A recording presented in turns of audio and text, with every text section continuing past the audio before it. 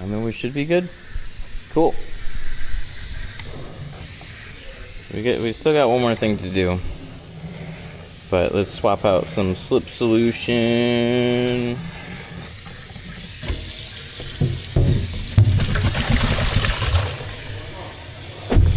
We gotta get slip solution, because look at this. What is this? Empty bottles.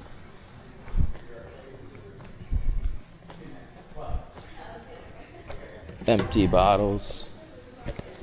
That's not helpful. That's not helpful. I have a little bit left in here.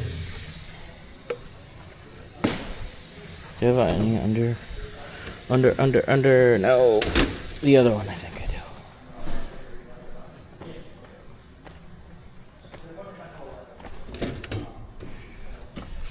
do. Tint slip.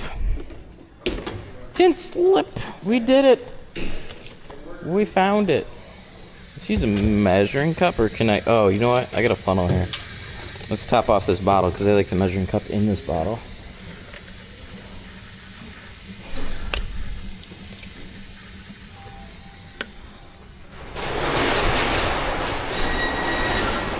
Yeah, now we should be ready. We've given some time. Select, activate. Happy Monday. What's up, guys? Activate source. And we'll see. We'll see what happens. We don't need a lot. I like the smaller tint slip bottle because I have a measuring cup built into it. So it makes it nice and easy. So all you do, we got water in here. Let's dump out a little bit. So we got 3 ounces worth of soap that we're gonna put in here. So we take the cap off the bottle, a little ounce measuring, we push. Let's close this off. And then we push. Look at that. Ta-da! So nice.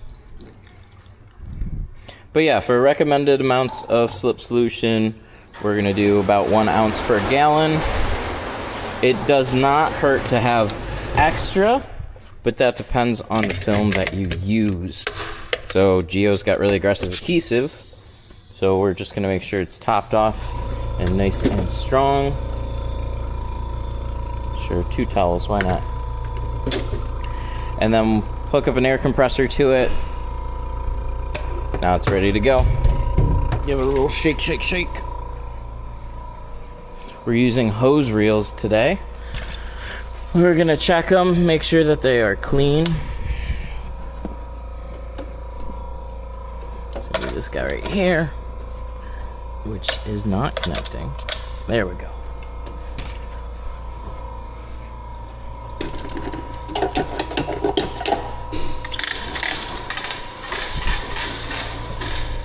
Oh boy. Oh, it doesn't have front quarters. Huh? No front quarters. No front quarters. Nice. He's leaving this with us for the day. Oh, okay, cool. That's less stressful, huh? So I'm gonna come, I'll help you. I'll probably go to the windshield. So we got this thing right after. What are we doing on this one? Carbon. Okay. 35 on the front, 20 on the back. Okay. No windshield. A GLI. I get that confused. Oh, he's got the front knocked in a little bit right there. Ouch. That sucks. Why is chat's not working at all today? Why is that the case? That's weird.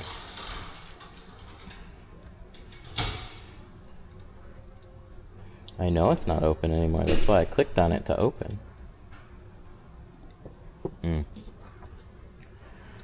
Sources. Select live source. Activate selected. It is connected. Okay, that's good. And then we'll activate this again. Should be good. We should be good. All right, so on this one, there's the chat. Are you a fan of Eminem? Of course. We're like on 18 Mile.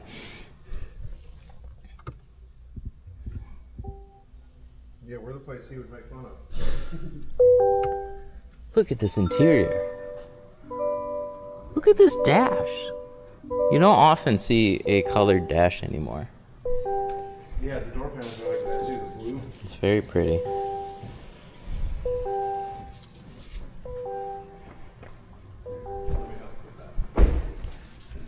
Who isn't a fan of Eminem? So there's somebody in chat though. Oops. Whoa, how do we... Oh, thank you. They put a big button right there. How do we... Oh, it's the only button. Good stuff. Okay, C2 ceramic. We are going to match the rear. I'm going to check the rear. Oh, okay, I was gonna say. I told him to meter it, I wasn't sure. Yeah, I was just going to do 20, but then...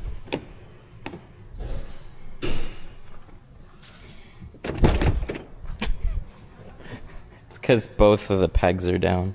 Oh, yeah. Meta glasses? No, we just have a action cam. So we're gonna check the back. Looks a little darker, surprisingly. 14. Oh, yes, 20 is perfect. Wow. Yeah, 20 is gonna be spot on for this one. How do you get rid of mold smell from a car? That I don't know. What's that box? They have like a box that makes your car smell like chlorine when you like run your car and shut the doors. I forgot what that was called. But that was a trick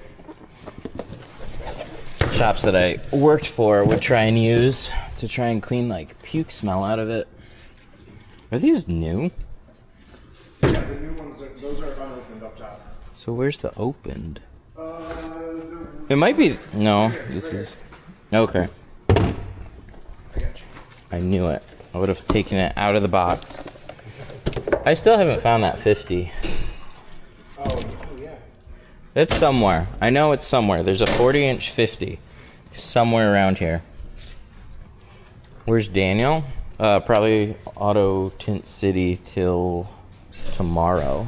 I'm your Daniel today. Yeah, Mark's the Daniel. So what do we do? Do we plot this one? Aviator? A new aviator. Oh, so what's going on with this? Daniel, I hadn't looked at it, but he had said he reduced the pressure or increased it or something. I honestly think this blade just needs to come out like a hair more. Oh, okay. I did get some cuts with the right setup yesterday. Okay. But towards the end, the last window I did, it messed it up a couple times, so I put the apex blade in and it cut fine. Oh, okay. Gotcha. So it's probably fine. So it's condition one with that. I'm just going to swap out the blade. I got extras and they're easy to come by, so. And I didn't see the little eyeliner upper thinger. The thing that lets you see the blade. I didn't see that. Yeah, I was looking for it first thing this morning. It might just be dirty too. So this is the plotter blade. Did it fall back behind? It's probably somewhere back there. I've had it where sometimes it just needs to be cleaned off. You see this little bit of like crud that's on there. So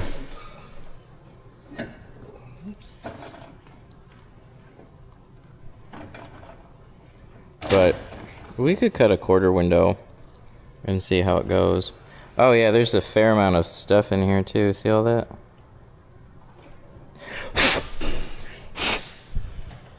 Yuck. That is buildup. Probably shouldn't use the blade to clean it off, huh? So we're gonna pop this back in here. Right like that. Nice thing about the blade holders is that it'll keep the same settings when you swap out the blades, so it's good to not mess with the position too terribly much. We're gonna take out what's in here. which is this fallen soldier right here. Let's put you back.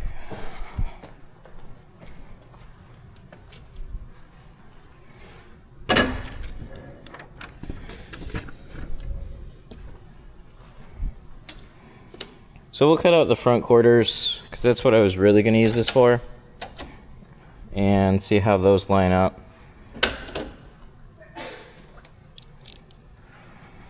I don't remember what settings were before.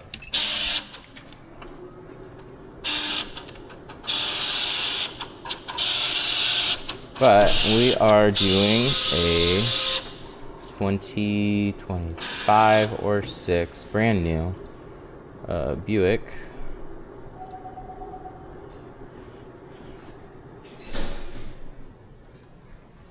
Envision Aviator. That's why. So these are all going to be the same. So let's cut out the front ports. 24-inch roll. Wow, you could fit a lot of those, huh? Let's just try. Ooh, I know what we'll do. We'll delete these, take this, delete that. We'll cut out one, and then we'll just keep using this a few more times. So if it doesn't work, so this is condition 1, force 15, blah blah blah, new blade or clean blade. Let's see.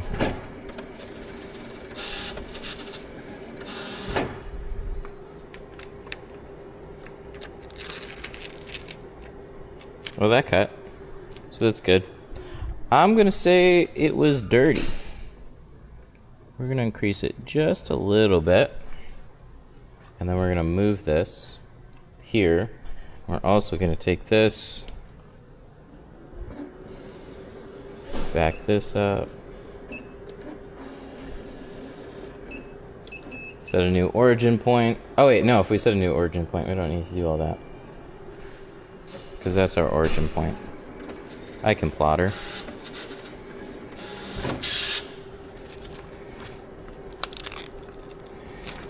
See, that's not good. You never want to see it do that, where it snags. So we're gonna up it just a little bit more.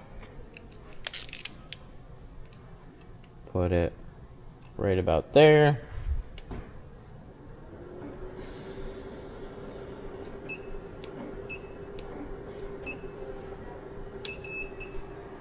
And then click cut. Because the worst is plotting out a set of doors and then they just don't line up. That was pretty. I like that. Let's run with that for now.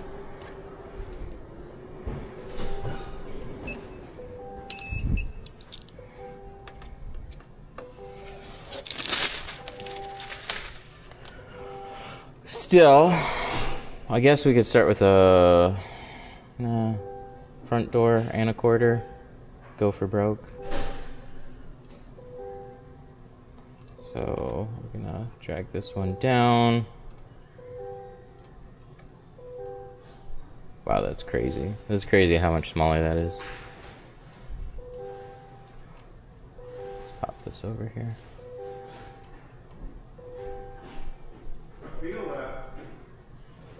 Ready, set, go.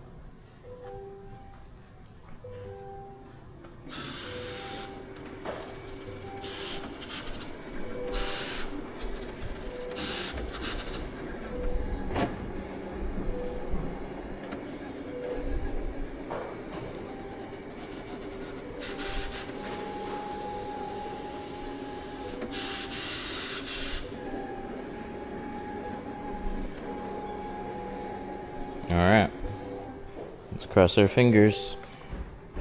C2 carbon. That's gonna go back in the cabinet. Let's get you out of the way.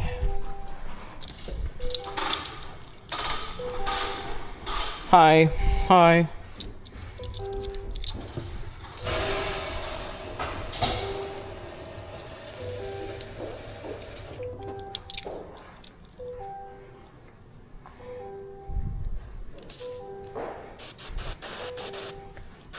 We are tinting.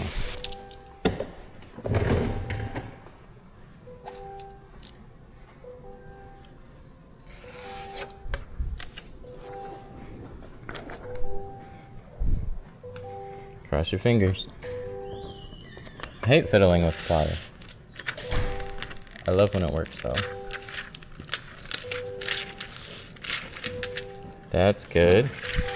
No snagging so far. Little snag there, but that might be where a cut ended. That's good.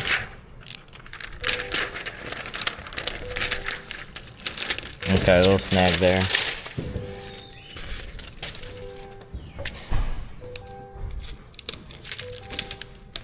Just a small one. Right there, and right here on this front edge.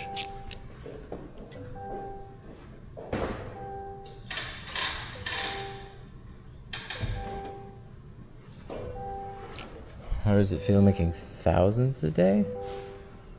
Good. This is an Osmo Action. We used to just use an iPhone, but the app is not apping, as far as we can tell. It like ruined my stream for a week.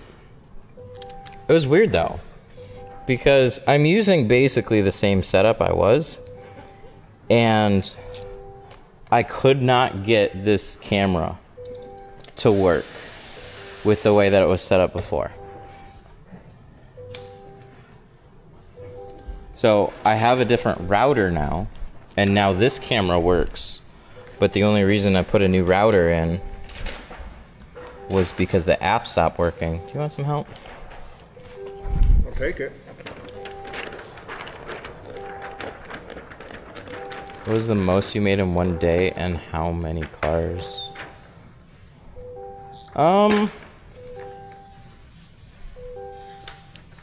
That's a good question. Couple thousand? Probably a couple grand. Because I was always, when I did work like that, I was always tinting for other people. So probably by myself from like 8:30, 9 o'clock to like 5:30 is when I was doing like mobile tint for other shops. Because otherwise it was like I was working with like a small team, or I was by myself at my dad's shop, which I made basically just a day rate off of that. So, is it for this? That is for this. Where'd my heat gun go? So it's probably around like a couple grand in a day.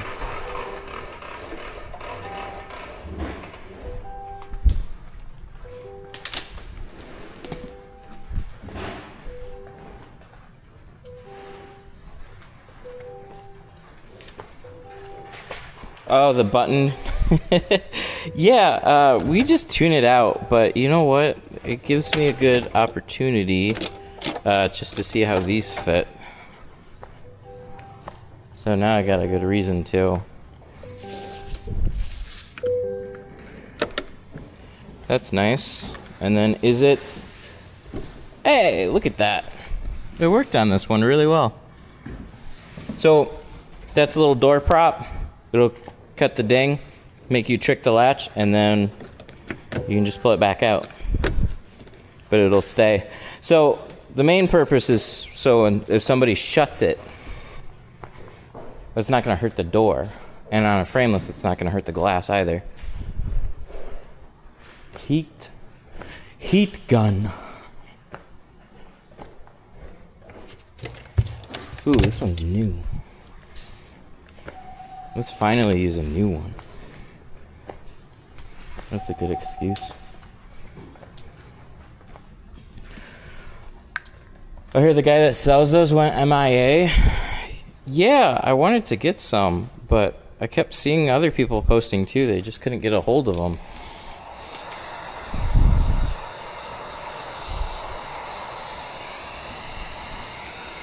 That sounds like a new guy. It sounds clean. Yeah. Or Hasn't been dropped yet. different.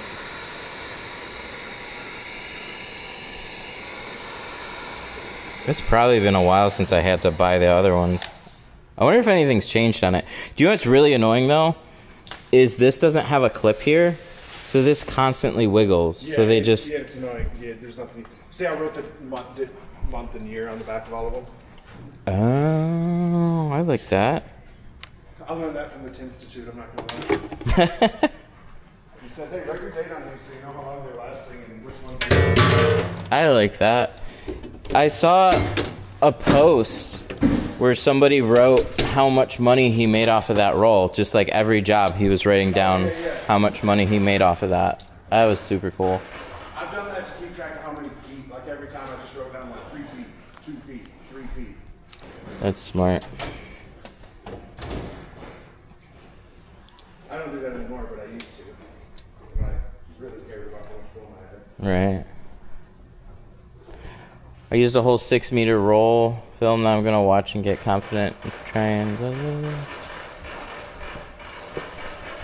Nice. Forget heat guns, use a torch. Torches are cool.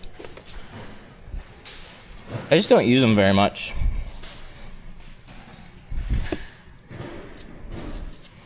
But nothing wrong with using a torch.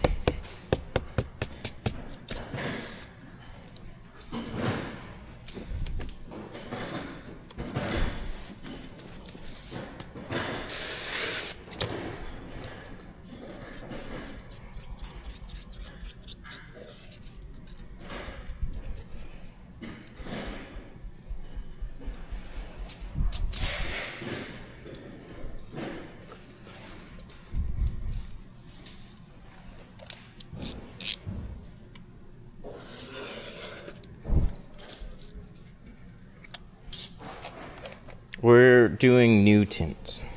So we're just making sure the glass is clean.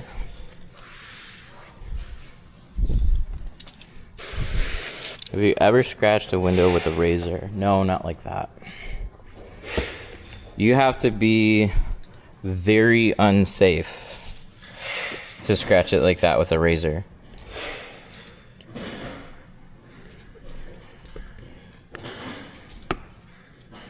But I change blades on every car.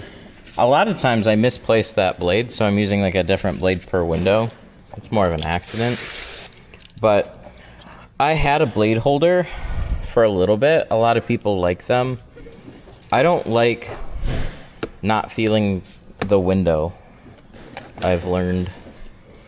So when I'm taking that blade, I'm like lightly scraping it against the window. I can feel the glass. If I put it in a blade holder, can't really feel that anymore. So if you put it in a blade holder and you leave it in over the course of a day, carbon blades will start to rust. So you just want to make sure that you change it often enough. I do a brand new blade per car. Like for sure.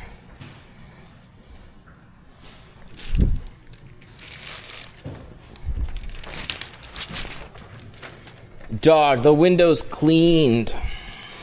Yeah, that's what we hope. That's where you get little specks from. I'll usually sweep it a couple times. Clean the top edge.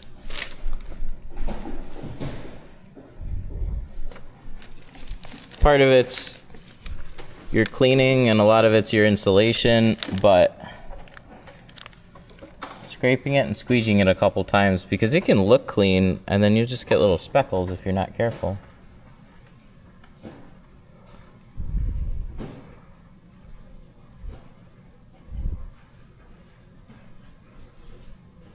That looks good. Pattern's nice too.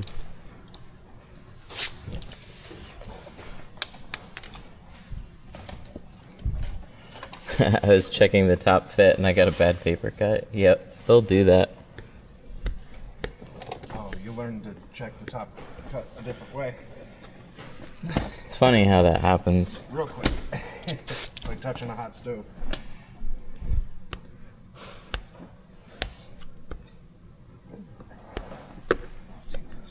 I'm gonna try and use this as a main squeegee blade for a bit. Like this handle. That's not what it's for. But I saw somebody make a post, and he swapped out his main squeegee blades with them, and I'm like, oh shit. That had crossed my mind. Like, I wonder if that's worth trying.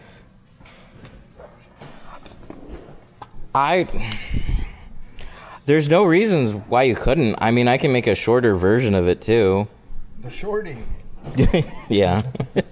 And just do like a basic squeegee handle off of it, but I like these better, for sure. The slimmer slam. Take your slam, your slimmer slam, and your slam bam, and your thank you ma'am. What is that? It's a different style handle. So this is for back windows and windshields. I just saw a post. Somebody swapped out. They had two squeegee handles that were about this long, and they swapped them for these. They like how like thin and lightweight they are, but that's not what I made it for. But there's no reason why it wouldn't work. It's just like, oh shit. Getting serious. That's what makes communities fun. Sharing stuff like that. And it's like, oh god, I hope it works.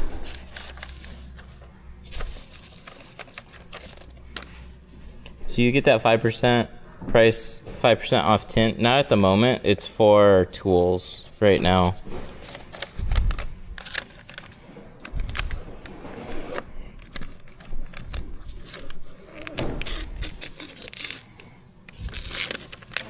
What heat gun do you use?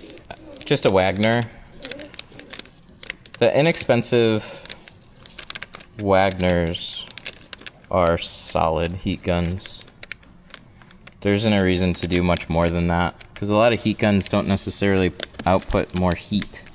They just have features. We don't really need features. And they're all going to get abused, so you're going to have to replace even the nice ones. Facts. There we go. I've played that game with the $80 Wagners. For no reason. Is ceramic tint really worth it compared to regular tint? It depends on the person. For a lot of people, yes. But it depends on what you really want. What a ceramic tint does is it helps block heat. It doesn't mean your car is going to stay 50 degrees cooler just sitting out in the sun in a parking lot.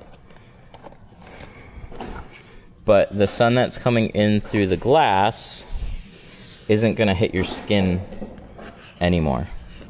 So it just makes your driving a lot more comfortable. You're stuck in traffic, sun's beaming in through the sides. Part of it is blocking out the glare with a regular tint, but then you pair that with blocking the heat, and it's just nice. So if you have the extra money to spend on it, I'd say it's at the very least worth trying on your front doors and seeing how you like it. Then you can really feel the difference between front doors and the back, or sorry, front doors and like your windshield.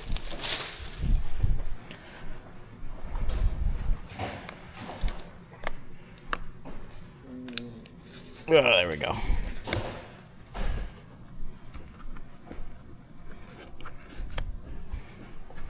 Does that cause damage, leaving soapy residue and drying slower in a dark space? No. What?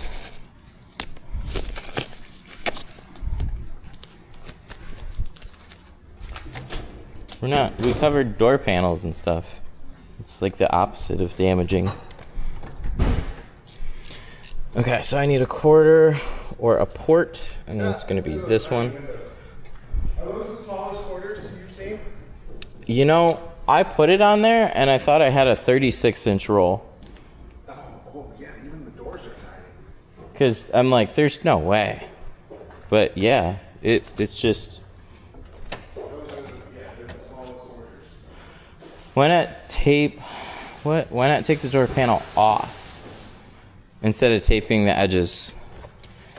One is a lot more work than the other. Some guys like pulling seals, and that's perfectly fine. That's just not the way I do things. I like to disassemble as little as possible. It's a nice new car. I don't want to like mess with the clips and whatnot.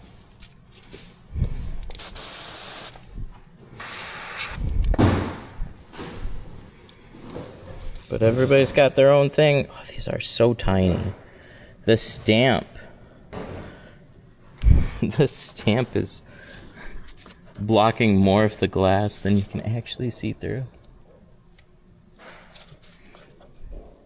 Why use ceramic over normal tint? Heat. Heat is always the answer.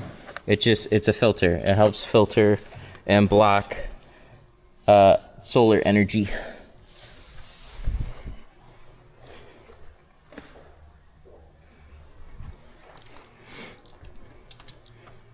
How do you work on newer Kias that have felt seals with huge window drops? Can you give me an example?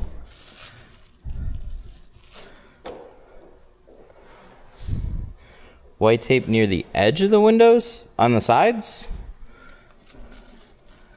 keeps debris from the seals getting in.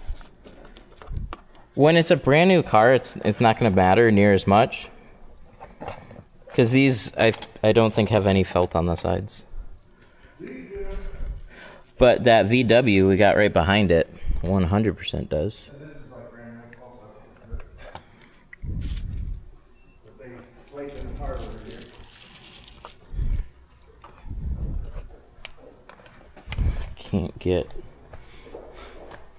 Can't get any tools in here. There we go.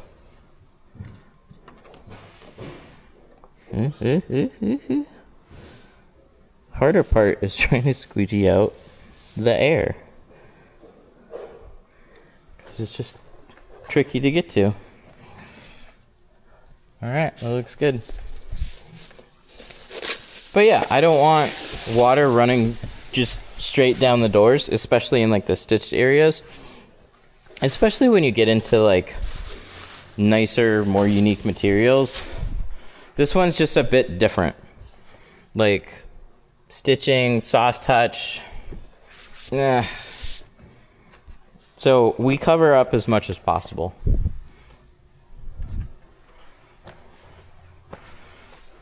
Do you have any cool cars you can show us? Not really. Yeah, we got an Altima and a Focus and a Model 3 and an Explorer and an old BMW.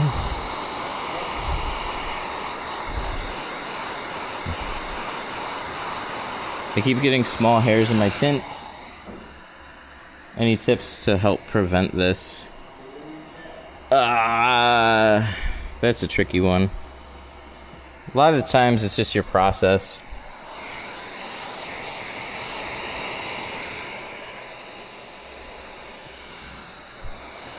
I'll come work for free, but it's not free for us to teach you. We gotta like slow down and stuff. But I appreciate it. I've kind of like, I've brainstormed some stuff. I don't quite know, one, how much work I want to take on, and two, how we're going to make money off of it. But it would be cool if we could do more training and like film testing and be less of just a tint shop. Because like being a tint shop's cool and all, but it's still a grind in its own way.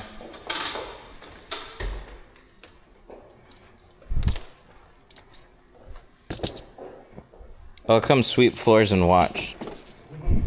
How are you gonna sweep this floor? That's fine. We don't ever want to scrap each other.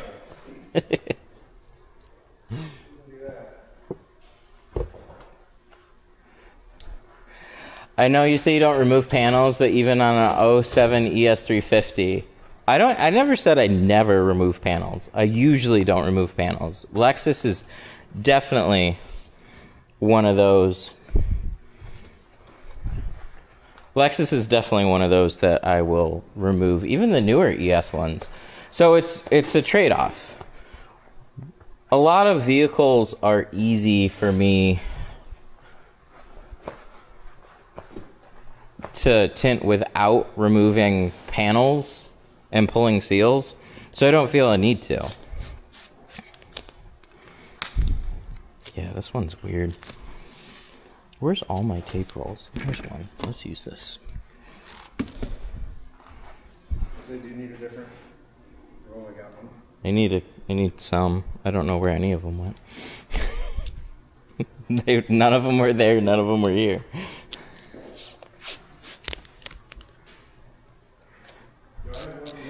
Is there going to be a major difference between tint brands?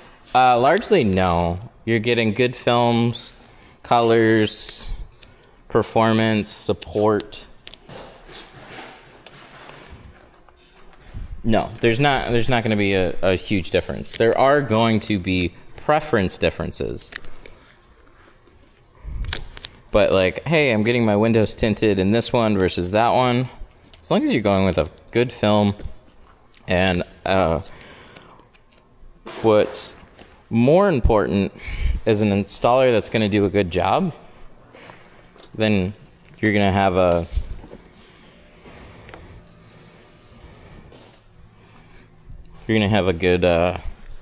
good time. What brand cabinet?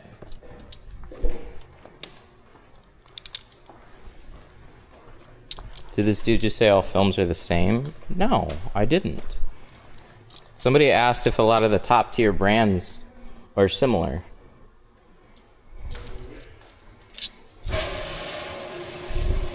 So if I'm just an average consumer and I want my windows tinted and I'm trying to pick between Geo, Autobahn, 3M, Lumar, and you put them all on cars side by side, are you going to be able to tell a difference?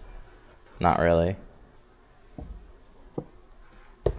You as an installer will be able to see more differences, but your average consumer, no. Your workspace is cool. Thank you. I like it too. The cabinets, by the way, the glass was something we added on. Those are new age cabinets. Nothing crazy. But then we added glass to it.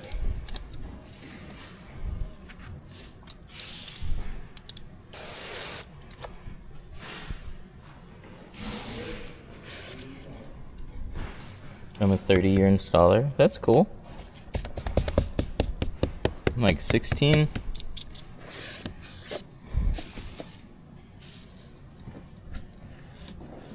Have you ever had a bad day when nothing goes right? Yes, for sure. Those are the worst days. Oh, I need a pattern for this one. How do you go about ordering glass for that? Yeah, just go to a flat glass company. So there's a auto replacement company that also deals with flat glass. They came over here, they took some measurements, they ordered it, they fucked it up 2 or 3 times, but eventually we got there. They made it more complicated than it had to be, and then we ended up backtracking to my original idea. It was really annoying, but we got there, and it's been great. 56 years, that's impressive. I've been tinting for... Sorry, did I say 16? I've been tinting for 100 years.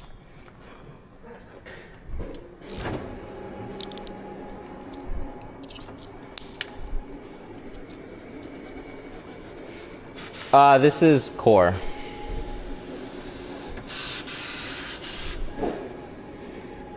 $150 years? Dang. I've been tinting cars before cars existed. That's incredible. Actually, that's a good question. How long has... 600? 200? Dang. We got people flexing.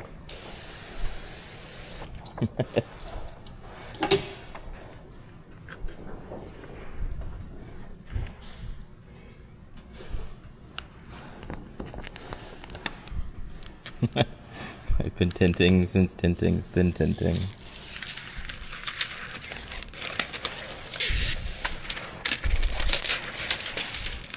Oh, that's kind of funny. It's on the same spot on both doors. even though... Is there another spot? Oh yeah, this.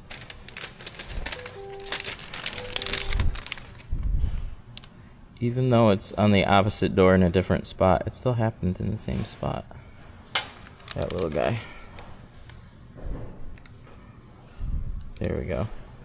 Make sure that's gone.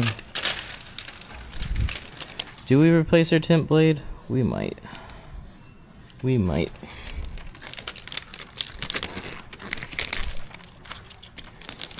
I tinted a Velociraptor.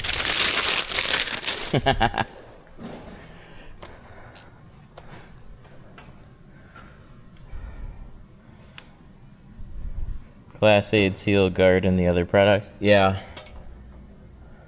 Yeah, those all came about because I hated anything that existed. We used house wrap tape for the side seals. Still a great option.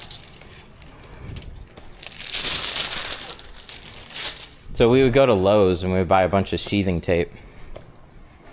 And then one day it went from like, I want to say $10 to 15. And then it was the same story for carpet shield. We used to cover all the door panels with carpet shield. And then one day it went from like $30 a roll to 50. But the problem with a lot of the door covers is they all use paper tapes. So when they get wet, they start to just like fall off. So we have almost like a duct tape style tape on ours.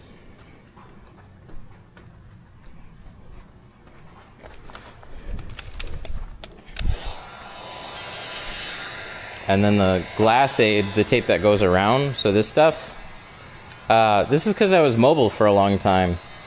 And then I'd use Alpha, I'd use NT, always stainless, snap off blades, try and be extra careful. And I'm just tinting through my day. And then every once in a while there would just be a light scratch.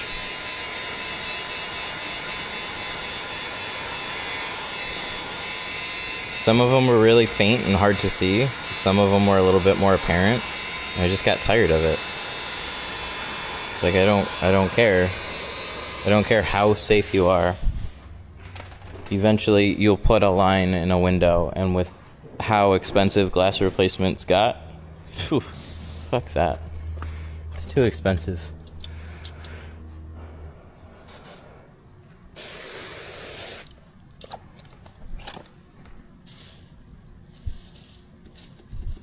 Oh, this turned off.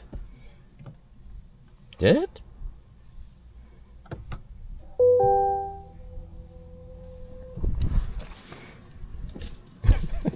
I was on a bunch of seasons of Tint My Ride.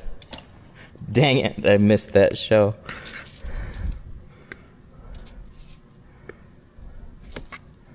So, it doesn't matter what method you use to keep a blade off of a window when you're just cutting out a pattern on a windshield or a back window. Just be careful. Windshield replacement is just absolutely nutty. Because something like this, back in the day, like pre-2020, would have been like anywhere from like $200 to $300 a lot of times to get a windshield replaced. But now glass prices have skyrocketed. This same windshield's gonna be like, I don't know, $500 to $1,000. Fuck that.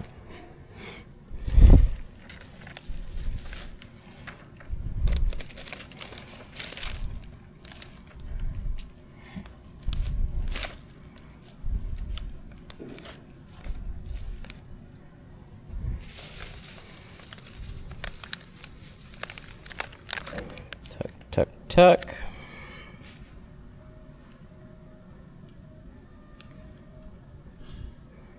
Back up the pattern just a little bit. We're gonna get as close as we can without going over. It's the price on the Buick. It's a full, or it's the front doors and the windshield. In C2. So 350? It's either 2 or 399 or 349. One of those. It's probably 349.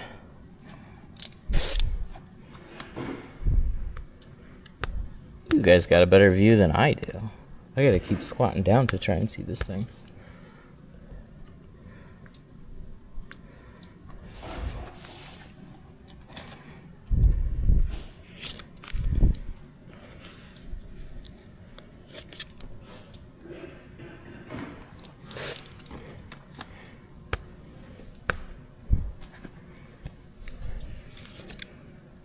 Alright.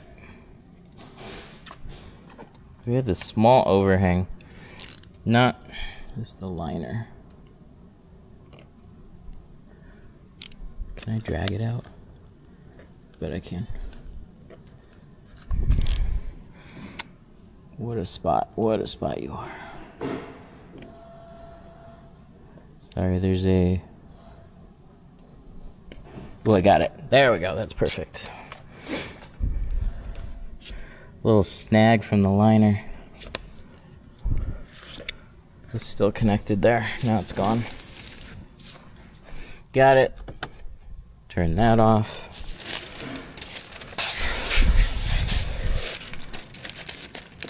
It looks darker in person. This is 20. On camera, maybe it's the screen. It's definitely the camera too. Always brightens up and makes tint look lighter than it is.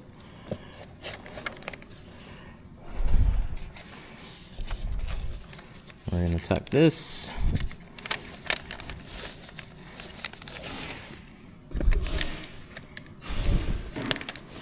Alright, what are we getting snagged on? See that? See when it's not moving? It grabs something, and I hate when it does that. There we go. Loosen it up.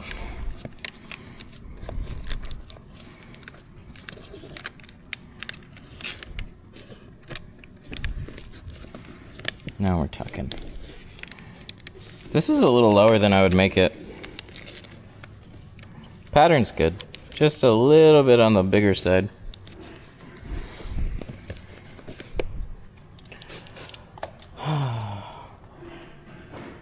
Do you file any windows after installation? Typically no. I paid $100 for a window for 15%. Is that a good deal? What window was it?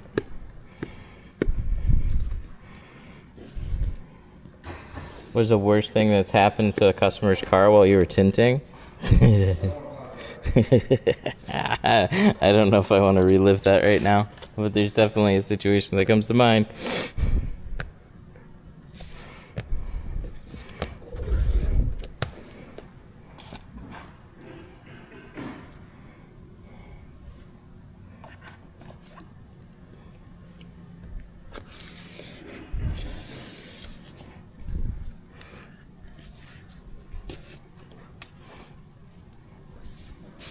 Do you recommend Walmart tint? Not particularly. If you just want to tint your front doors, it's fine to play around with. Their ceramic was super hazy though. We've got a video on the channel.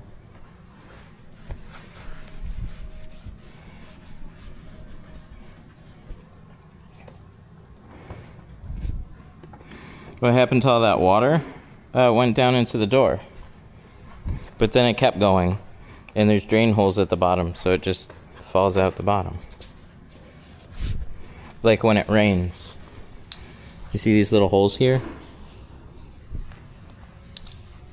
When it rains, water gets into your door too. Unfortunately, it's not waterproof, but they do stuff on the inside that makes it okay.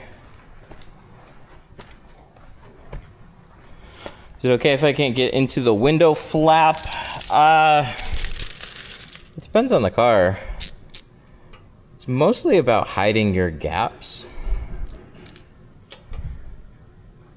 So it's better if you're in the seal. But on some cars, so like this one for example, if I don't get it into the seal, I'm going to see the edge of the tint, and a lot of times there's going to be a little gap. Wow, it makes this door panel look so blue. This is definitely not as bright. It's like a darker, deeper blue. Maybe we can tweak the colors. This camera probably saturates them a little bit. Where'd you get your floor tiles? Race deck. What cars do you have to be careful about electric items behind the doors? Because local tint guy said that luxury cars have things tacked. I'm trying to think.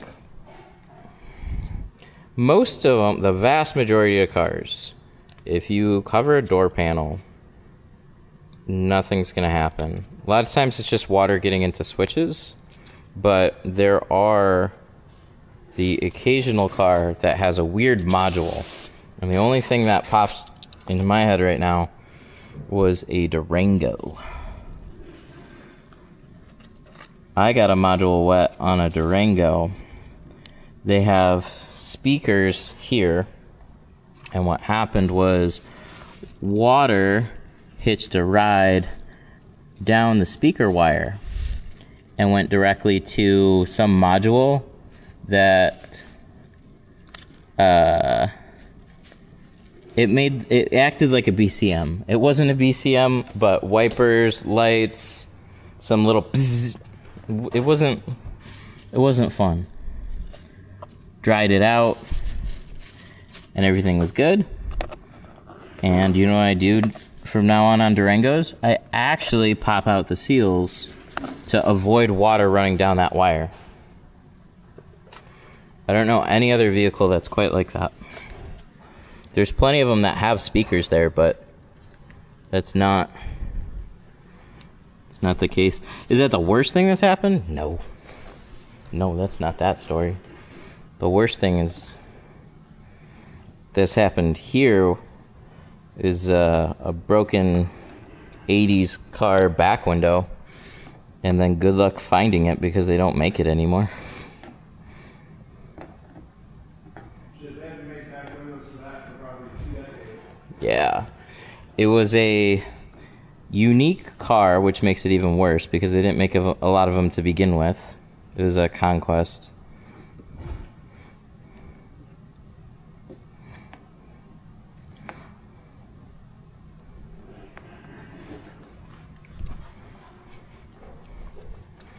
Do you put heat to the window to make it stick better?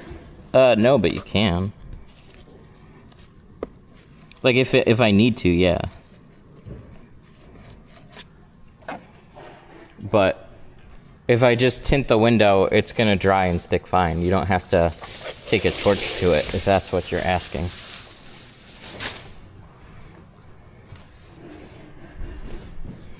You're getting the comments?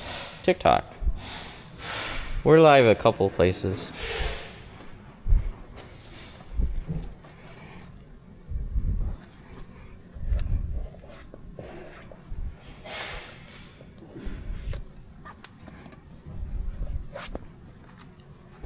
I like it. Plotter or hand cut. Depends on the day. We plotter cut this one, but we're hand cutting the windshield.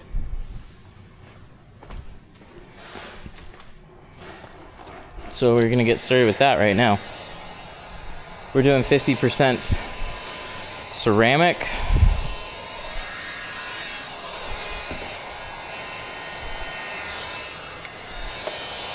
I thought Detroit was poor.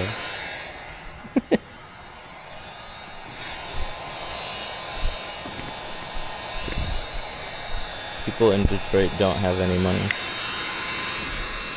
I think you underestimate how big the Detroit area is.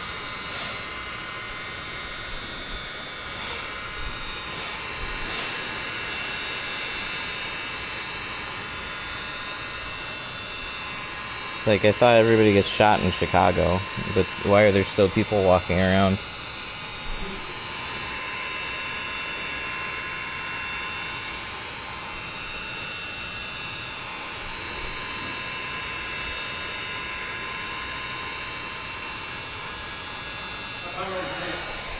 Oh yeah? Wow. Yeah, I got some rolls stacked there too.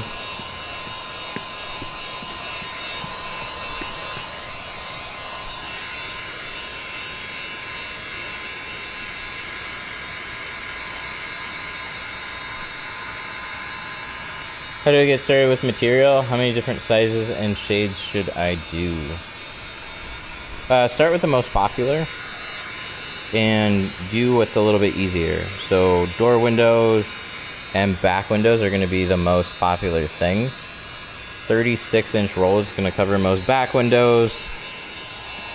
Trucks and SUVs are going to need a 24-inch roll. So I would get 36 and 24.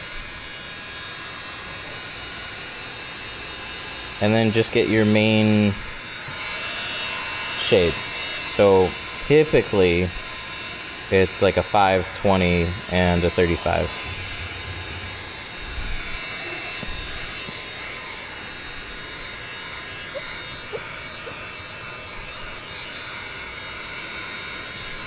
You know, I've never had an air conditioner pointed directly at me when I'm shrinking a window.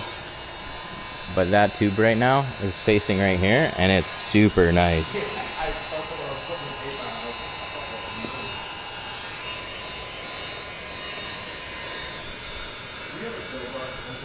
No.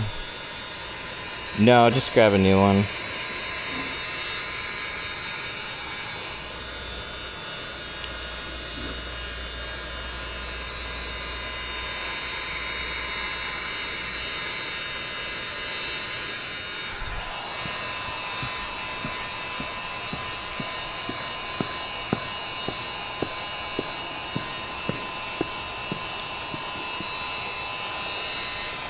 It's legal to tint a front windshield. If you have a doctor's note. Every state's a little different on that. So, yes, it is in some states with certain rules. Michigan's a little interesting because you can get a doctor note or you can get it on a license as an exemption or a restriction. But if it's a restriction, then you're required to always drive with window tint. And they also do not specify how dark you can go.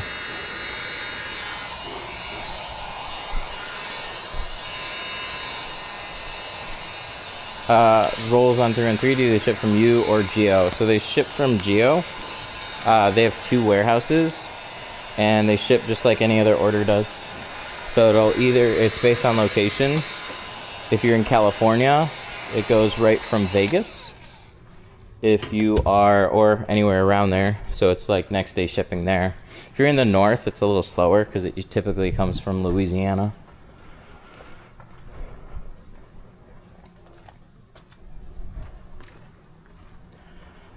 How would you cut out an inspection square?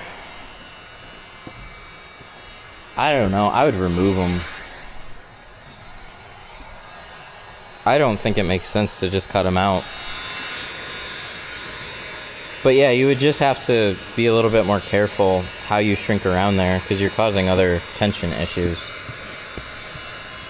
So try and distribute the film and shrink it. Like, so if your inspection sticker's right here, you're trying to push stuff and shrink a little bit more here so this is just nice and flat and a little less disturbed.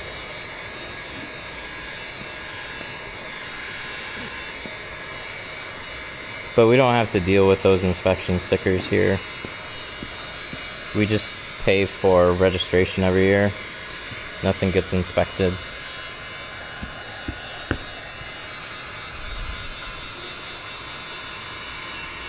Shop looks insane. Thank you.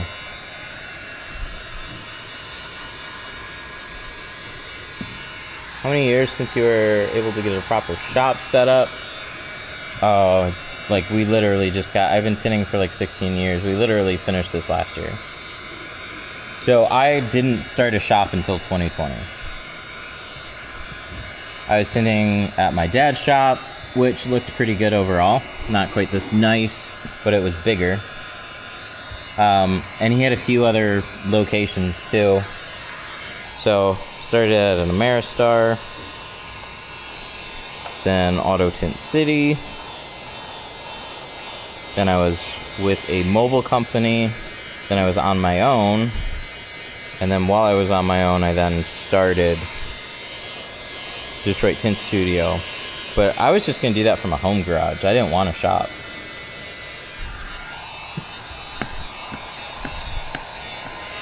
I just wanted to get started with my own thing. But it was more about supporting videos and channel stuff. That's where it all stemmed from. So like I had a 2-car garage that was more of oversized 1-car garage, for like 18 feet wide. And like just enough to throw cars in there with a little space to walk around it. But if it was a truck, it was hanging out the back.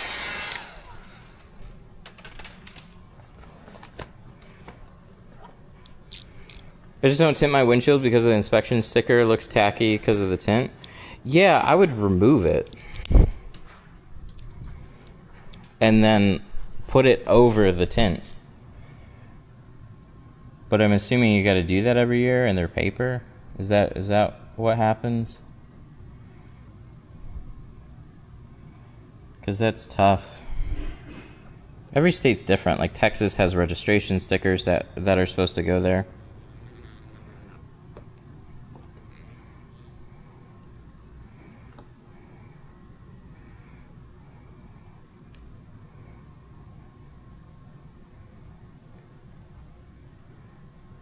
How do you pick up all the broken razors with that type of flooring? Oh, you don't. You just leave them on the floor.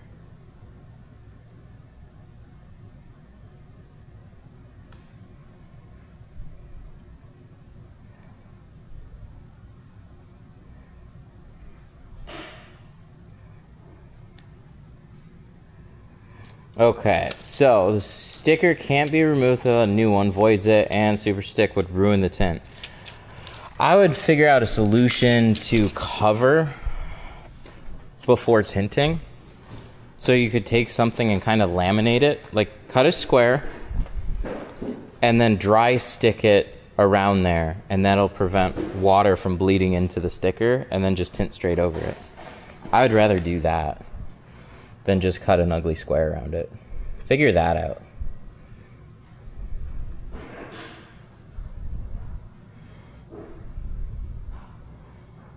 Because, yeah, I've seen the cutouts around those. They're stupid ugly. Just get a new sticker and laminate it. That would be my other suggestion, but it sounds like they can't do that or something. I don't know. Is it like an inspector that puts it on, or they give you a sticker to put on? Because if they give you a sticker, then just like hold off putting it on. Go to the tint shop, get it tinted, and then, yeah, laminate it. Or use static cling film or something.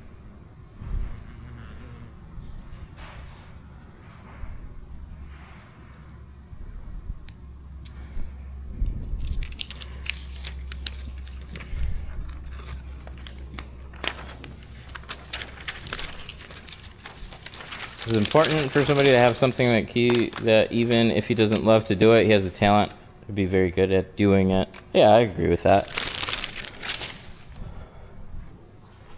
A mechanic gets certified for inspection and they put it on. Ah, okay. So in that case, you can either stuff some dollar bills behind his inspector glasses,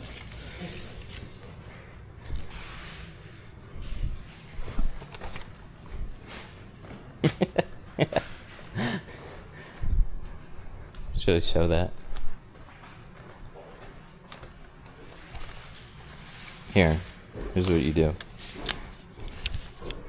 Hang on. Oh, we gotta do this. I gotta do it with one eye. That's stupid.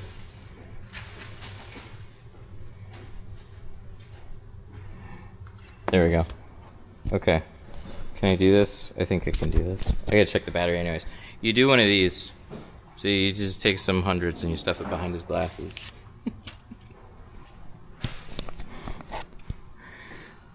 Battery life's still good. That's cool.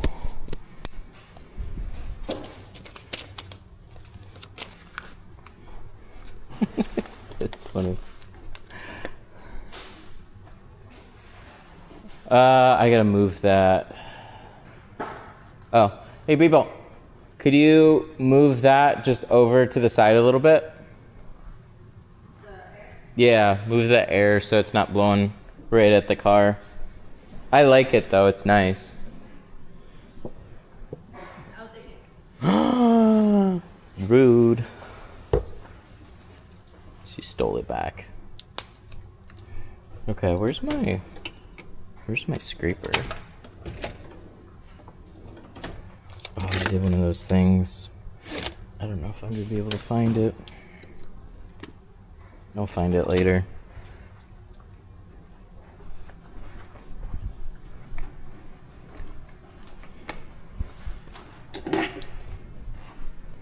At least in Pennsylvania, you can heat them, scrape them off clean, and use sticker shield. There you go. Exactly. There's always a way. There's always a way. Oh, this is pretty good. I dare you to scratch that car. Dang. Bro got me on a dare.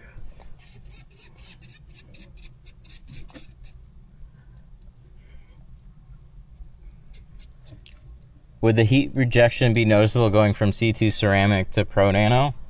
Pro Nano is a little bit better. But the way that we've laid things out, like we installed Pro Nano for a long time. The 5's good, the 20's good, the 50's good, the 70's good. 35 is the odd duck. That's why we got C2 ceramic.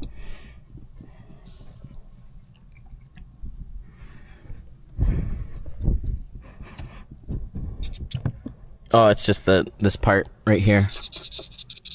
It's like super lightly scraping it. Just right into the dots. So it's a little noticeable, yeah. Because if you put them in front of a heat lamp, you're gonna notice the difference between them. Like here, I'll try and like BTU numbers. I'll set 300 as a baseline. I'll put the film in front of it. Pro Nano would go down to like 75. C2 ceramic would be like 100. So there's not a huge difference, but there is a little bit of a difference. So we just structured our films to say C2 ceramic is the middle and Apex is the top. So Apex is better than Pro Nano. Where we used to have Pro Classic, C2 carbon, and then Pro Nano ceramic.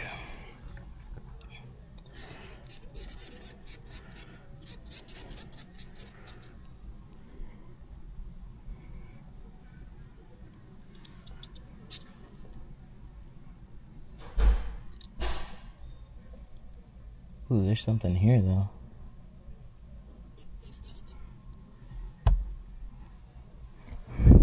Should I start a tint business if I'm bad at it? That's when you hire people. You can absolutely start one.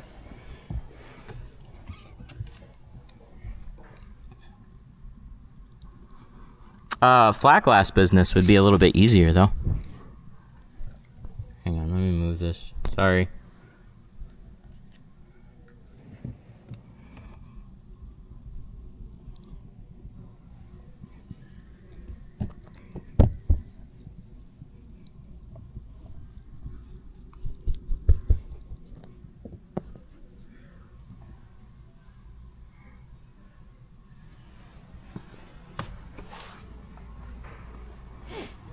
Can you tint a sunroof with ceramic? Yes, absolutely. Just be smart about it. There's sunroofs that are just glass, and then there's like a lot of EVs, like your Teslas, that already have ceramic. So there's not really a point in adding an extra layer of ceramic to something that's already super dark and absorbs a ton of heat.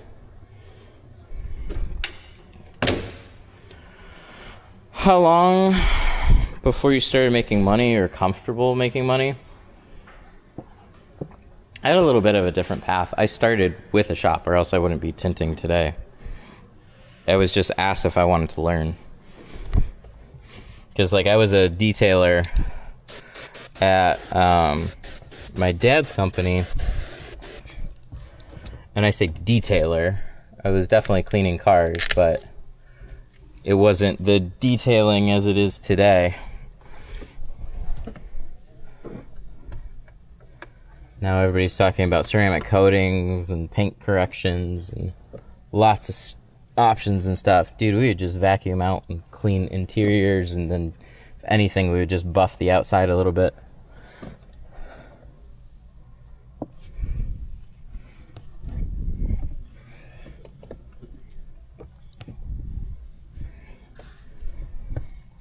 If there's a dye film already on the glass, does ceramic top itself dissipate the heat, or will it be insulated? Yeah, it'll still work. They're connected. It's not the ideal way of doing it, but you're definitely going to block heat. It's sitting on the glass. It'll do its job. Just make sure whatever film that you put it over is gonna last, because it's not ideal either. It's better to just remove the film and add a new film on it.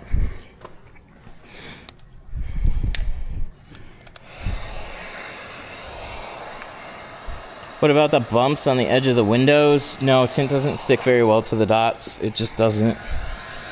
The adhesive isn't thick enough to fill in the voids there. So it'll stick over them, but you're still gonna see that border. Like borders, stamps.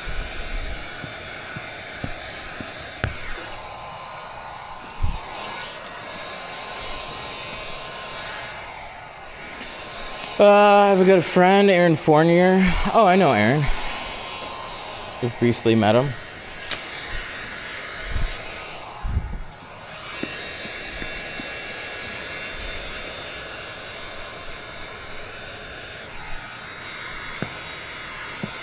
There was yeah, I remember we filled in for him for a little bit, for a week at WOW Electronics in East Point.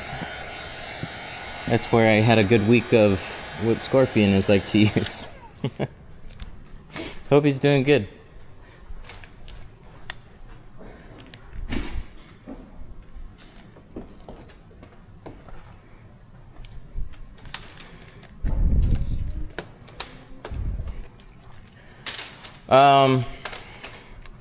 Odd question. I'm installing the same floor in 2 weeks in my shop. We do tint and PPF. How often do you have to clean underneath the tiles? It's as often as you want to. So underneath it is getting kind of cruddy. The only way to clean that is to rip it up in big sections. So with PPF, you're doing a lot more water. Yeah, you would probably want floor drains.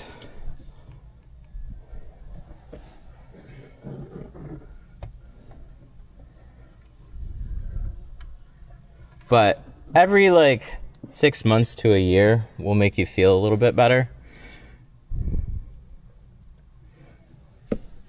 I love the floor, and we put off cleaning it as much as possible.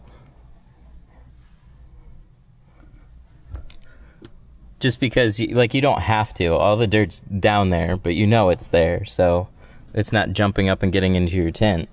But if you have a lot of water, it's going to take a while for it to dry out.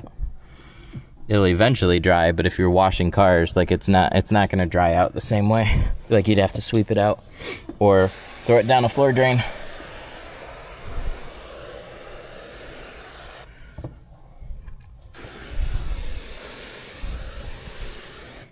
All right, let's get it. Oh yeah, we got 2 hoses. We can do that. I can leave this on this side. I'm so used to grabbing the other one. That's part of this one right now. These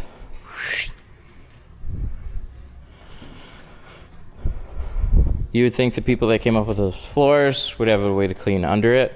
They do. They snap together easily enough, and you just have to break them apart in big sections and then scrub out underneath.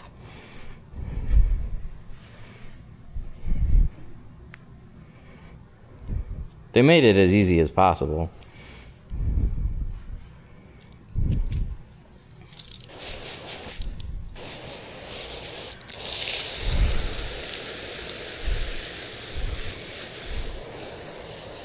It's just the trade-off with having a floor that things can sink through.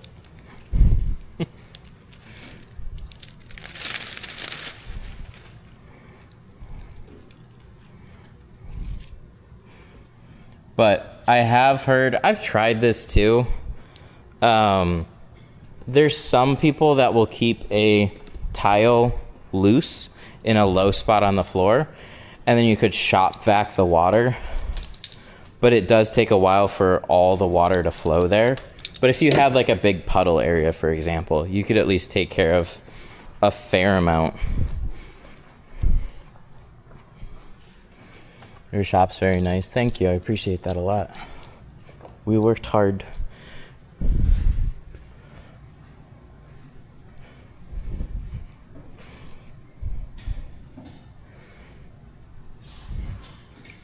I was start with Pro Classic, C2 Carbon, and Pro Nano. Do you recommend that I upgrade? It's entirely based on where your price points are and your customers. The only reason we really switched is because we liked, well, a couple of reasons. We liked the coloring of C2 Ceramic 35 better. So it was kind of, I'll at least get C2 35 instead of Pro Nano 35. But I like to keep it uniform, so that's why we picked up the rest of the line. But competition just heated up around here. Most shops are advertising ceramic on everything. So it's almost odd to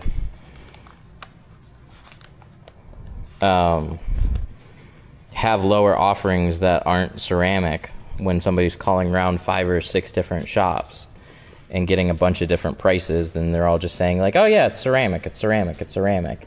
And then they call us and they're like, damn, why is it X amount more expensive? And like a carbon film or a dyed film.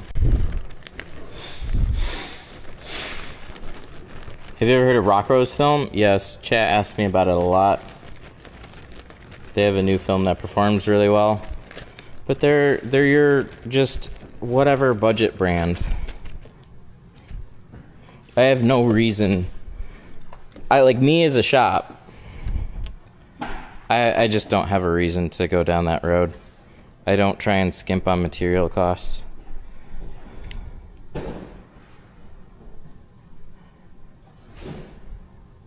So I like to use the best stuff out there. But there's just a certain point where you're getting into unknown materials and longevity, and I just don't want to put reputations on risk like that.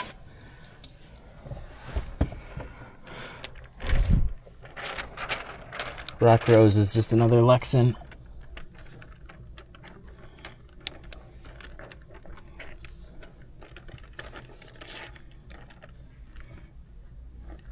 What's the best?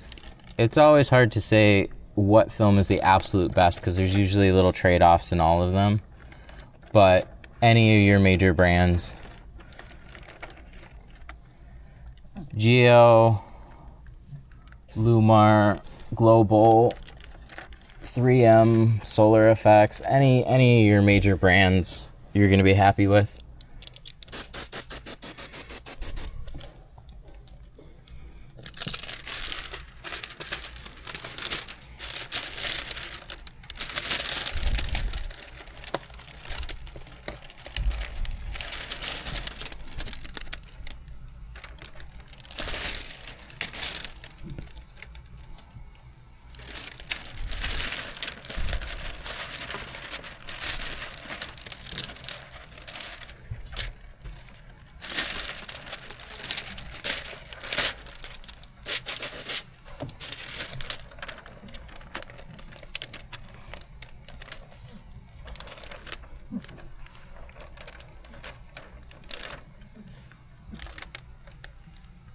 around the big mirror cutout. Pull the rest of this off.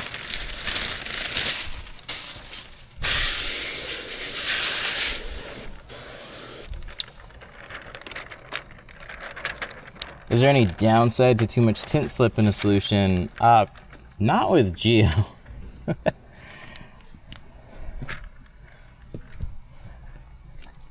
And typically, no.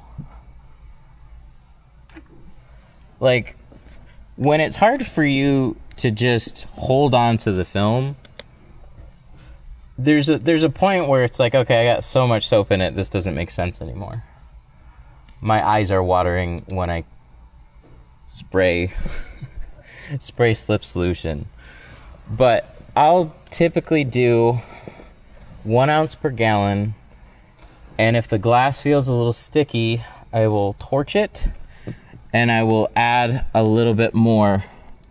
But you could add another ounce or two. You do 2 ounces per gallon. Like, we're in summertime, so it depends on how hot things are for you. There's nothing wrong with doing more. It just helps get everything slid where you need it to. I need a stick. Where's the sticks?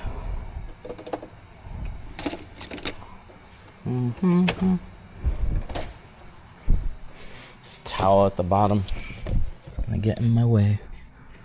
Somewhere right along here. Right, or is it that? It's probably this right here.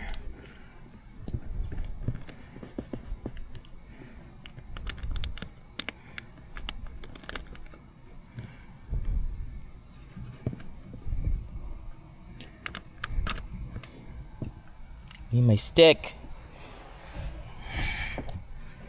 Need more pressure.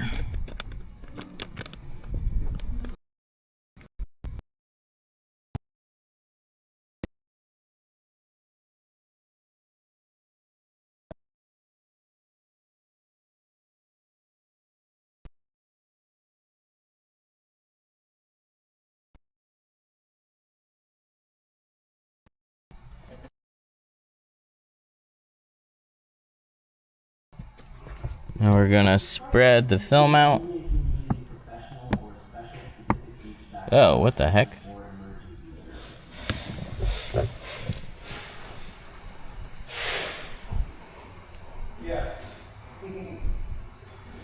Huh. I wonder why that happened. Is there a way to restart a device? No. Alright, hang on, it's gonna go black for a second.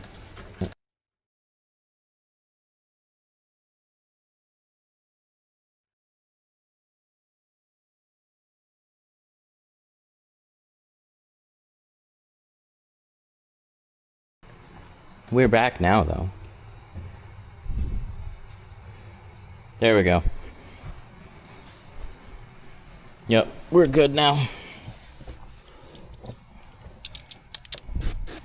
I don't know exactly what happened. Oh yeah, Mike's connected to this camera too. So we gotta keep an eye on that this time. But everything just decided to disconnect for a second. That's super. No, oh, fucking really? You piece of shit. That's the worst.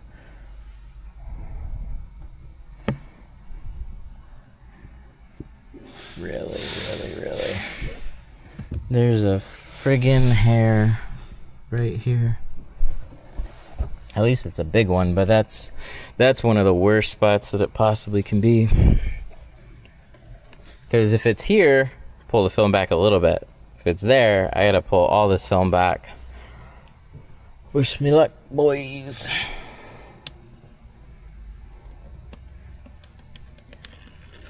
You gotta retint that, homie. We'll see.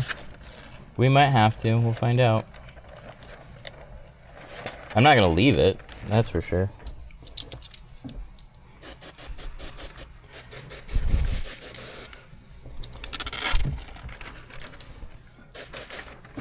Do you have to shrink Blackmagic window tint? I know it's cheap and you probably don't like it. You have to shrink any tint.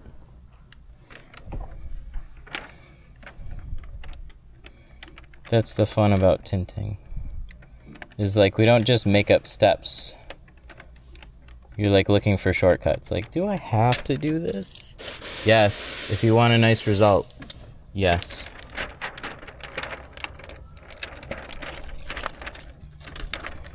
Oh, bother.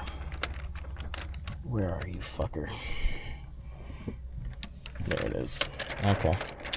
It's right here. Should be easy to grab. Yep, I feel it alright.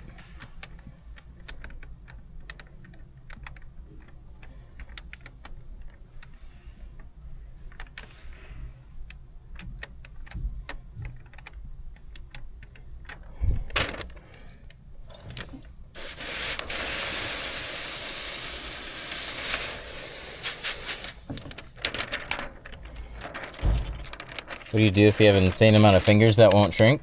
Start over. Start over and shrink better.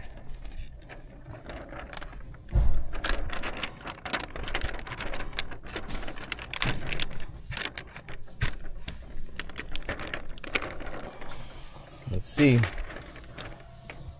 I'm less hopeful about this one.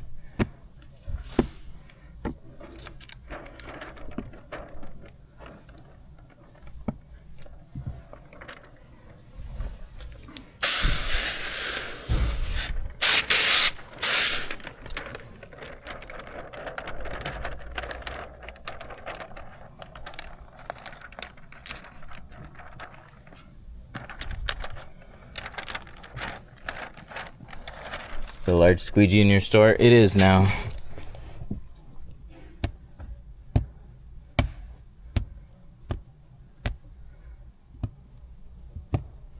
Ooh, I'm nervous. I don't see it anymore, so that's good news.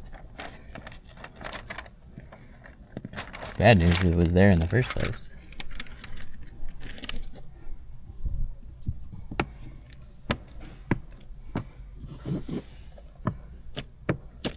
So when you do that, you have all the chance in the world to pull something else into it. Do you love what you do? Not when that happens, no. No, I absolutely hate when that happens. It's bullshit. That's what it is. That's why I was thinking, it's like, let's do more training and other stuff. It's just, like somebody asked me earlier, it's like, do you ever have those days? Oh yeah, absolutely. It could be today.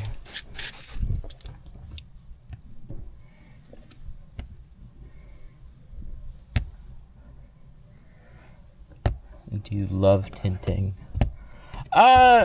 Yes and no. There's things I love about it, and like, if it's just like the pure process of tinting a car, no.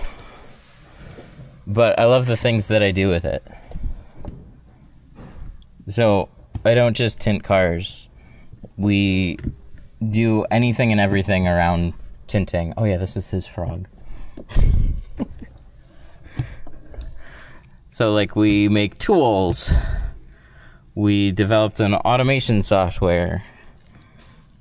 We have a store. We do videos and live streaming. We teach classes. So just anything around it. Hold off. I saw you there. So we do a lot of fun things with it. But if I were to just tint cars or just stream cars or just teach classes, I think I'd slowly go insane with any one of them. I like the variety in the business.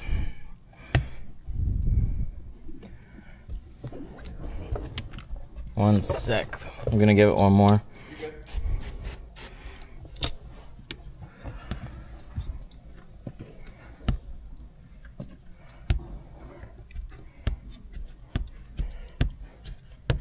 Do you think there's a solid enough market to accept overnight drop-offs only?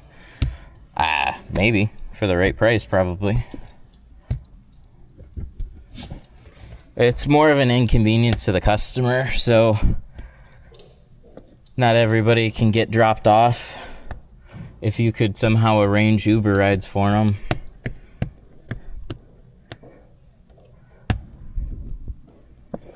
That might fare a little bit better, but you never know until you try. There will definitely be people that can drop off overnight.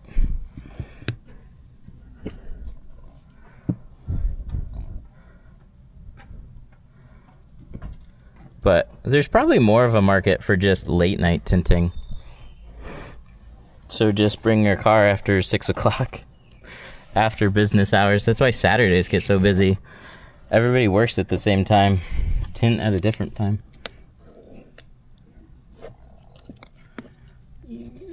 Bitch.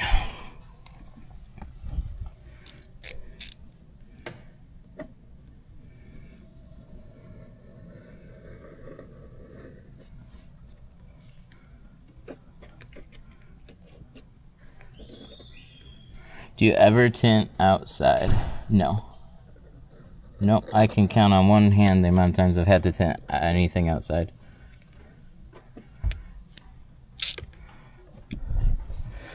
Alright.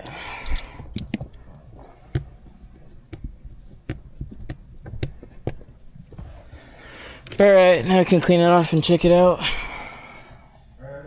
did the checking form. Was it $3.49? Yeah, tree kitty. Okay.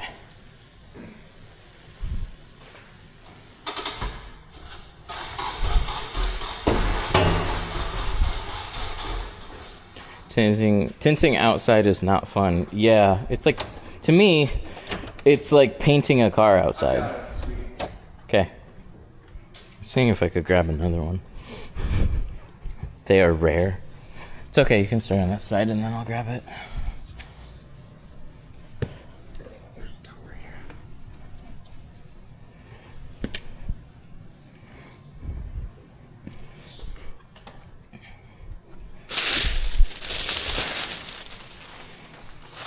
Would like to start the side business back up, but my time is limited. I know that makes it difficult for sure.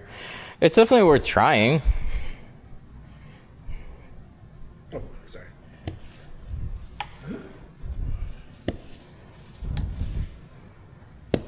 That's what's fun about tinting, is like people can make a lot of different things work. It's just every area is a little different. So there's some places, like some people, they're just no tinters around, so they have a much easier time getting things going. Oh yeah, it fucking moved. I thought that might be the case.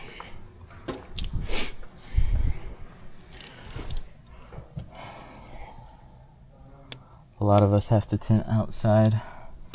Yeah, it sucks. I don't think it's just being blunt, it's not. There's opportunity cost there. It's just I don't want to pay for a shop. I'm gonna do mobile, and like I can respect it. It's just, god damn, dude, it is tough.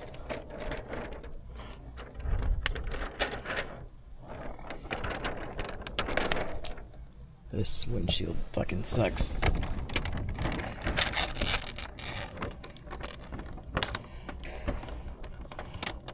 Where is it?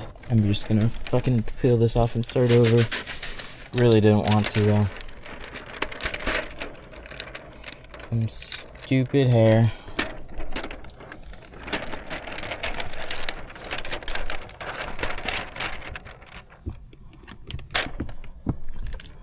Right there.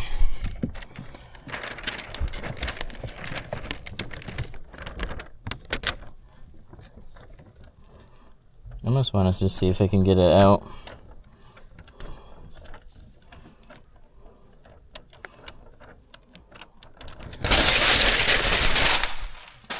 It's the worst. Fucking hate windshields sometimes. We gotta start over.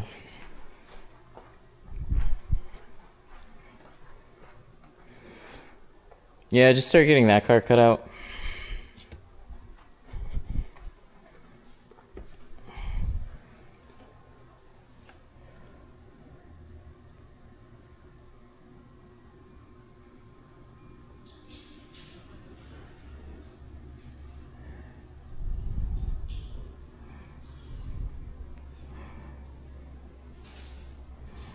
Don't get mad. Oh, I'm steamy right now.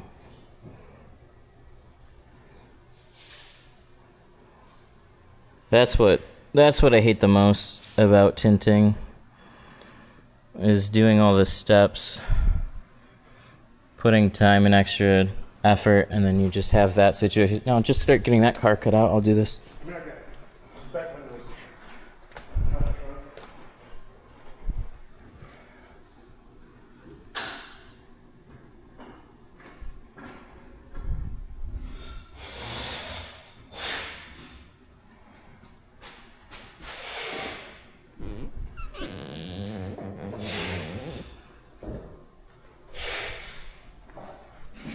Do you guys have any job applications? I have 2 years of experience. No, not right now for tinters.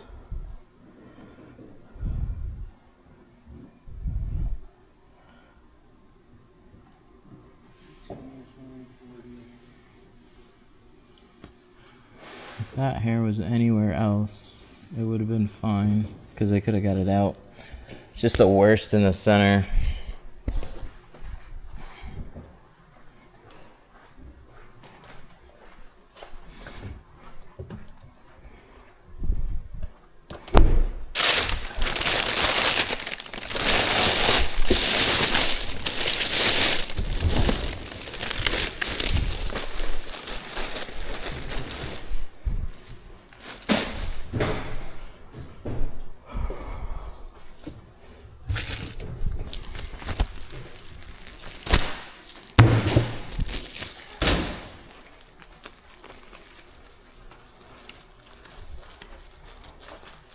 Last night I was literally slapping the film on. For some reason I spaced out, forgot to cut out the rear view mirror. Was it just a tab?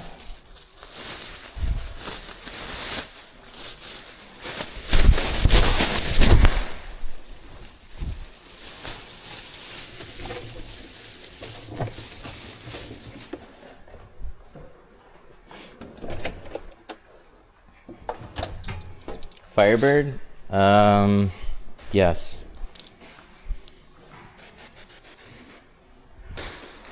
Yep, definitely done a Firebird.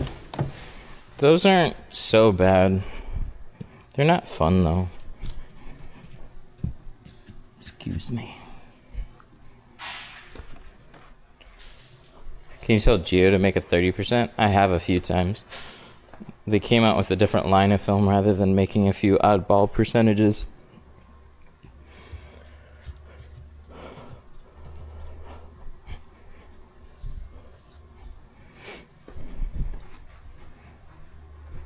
But yeah, they need a 30 and they need a 10. That'd be really nice. They don't even need to do it in every line.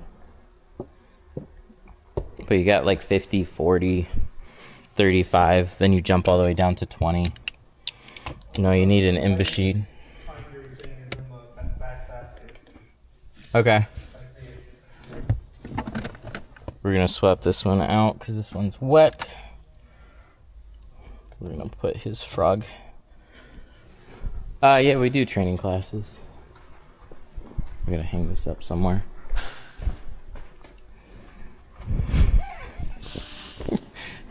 Can you please give me do a giveaway for a plotter?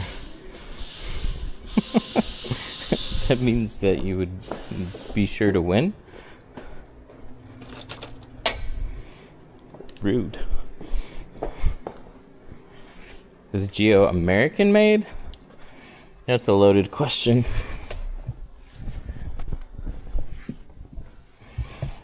One of their films is. I think over a year ago they said they used 5 or 6 different manufacturers. I gotta check the battery on this too. What do we make? That's a complicated question now. Because money come in, money go out. We do more than just tinting though.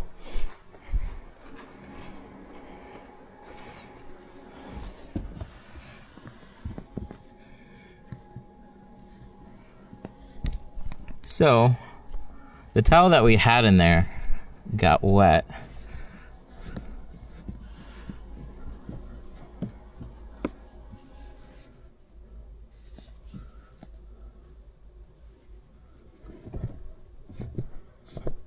There we go. That's good. I like that. Now we have a nice dry towel in here.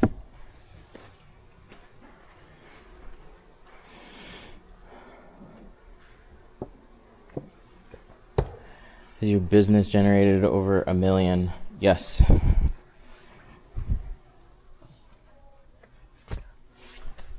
not going to get too specific, but yes. C250. Let's grab this one. But yeah, if there's one major thing I could change about it now, it's this situation. I have no problem going through it, but it's when we run into the dumb occasional hair or thing that causes us to redo something. When you put X amount of effort into it, it just gets frustrating, and then it slows everything else down, and then I just want to not do this today. Yeah.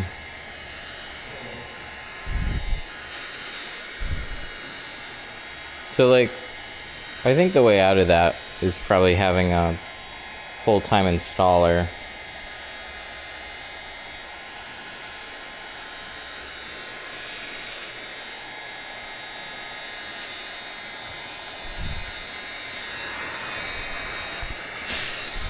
And then I can play babysitter. I just don't want to have to play babysitter all the time. Love your cabinets. Thank you. How long do you think it takes somebody to get good at tinting? Everybody's different. Some people take to it really quick. I think with all the newer types of training and the way that people explain stuff, it's faster than it used to be. But still, it can definitely take somebody a good year to get fairly competent at tinting, and the right person can then get better at certain things within a matter of weeks. So it's all over the place. Depends on the person. Some people just don't get it.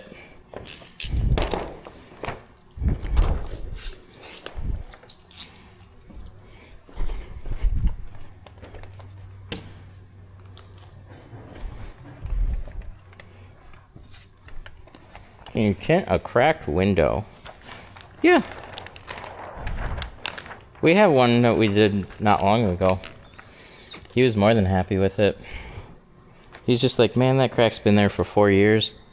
I don't want to go get it replaced. I just need the car to be good for the next couple years. Whatever happens, happens. Sure. No problem.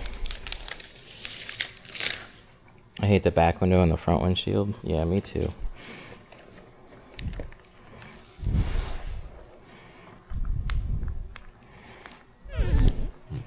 I hate not knowing. Like, where did that hair come from? I don't know. Could have been me, could have been floating in the air. It's just, it was there. It was in a worse spot. It was big. Stupid.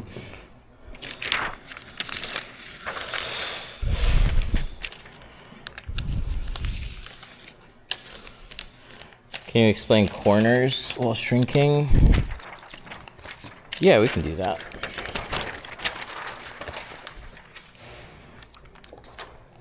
Let me check the battery on this thing. I don't know if it's going to give me a warning beep. I don't remember that part. Let's see.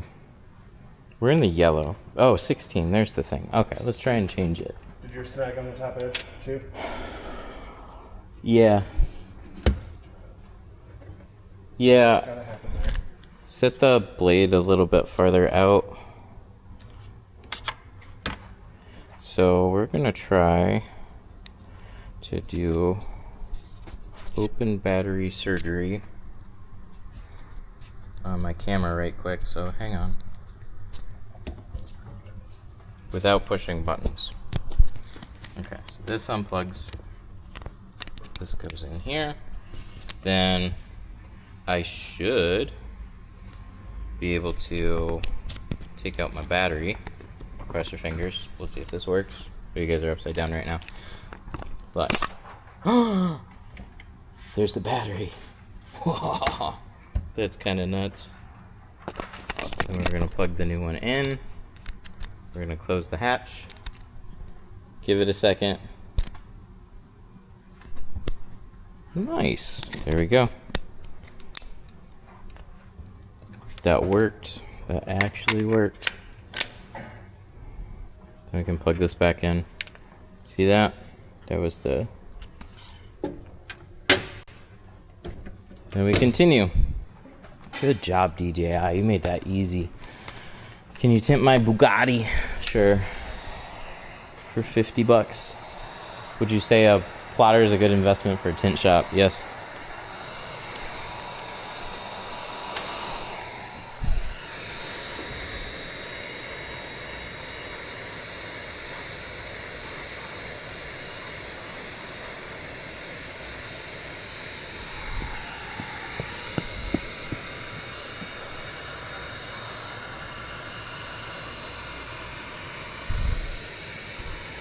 So, top corners. Once we get there, we'll definitely talk about those. Did you abandon tracking cameras on your live stream? Yeah.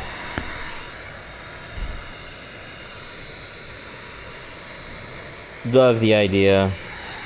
Too hard to manage. You basically need a producer, and the angles are never good enough. So, unless we have 50 of them, and they all look like awesome... Like it's too much. But that's what I mean by, like, I have fun with tinting.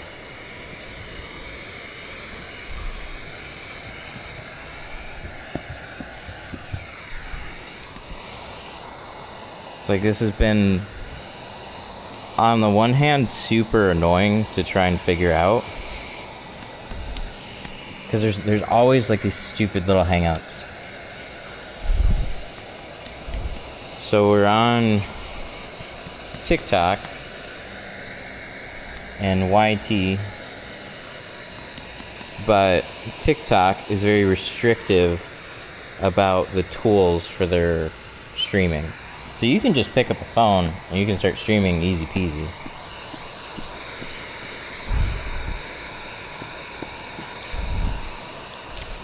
But if I just use a phone, I can't stream anywhere else. And then on top of that, I need a wireless camera. And then you have audio problems too.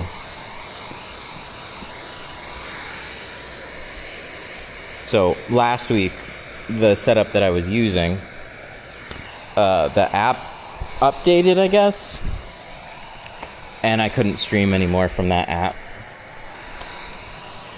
And I still have no idea why it was that way.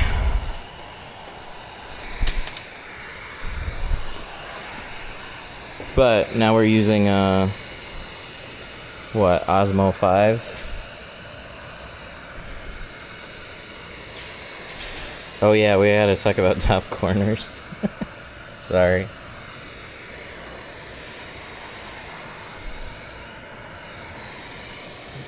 We still got a top corner, hang on.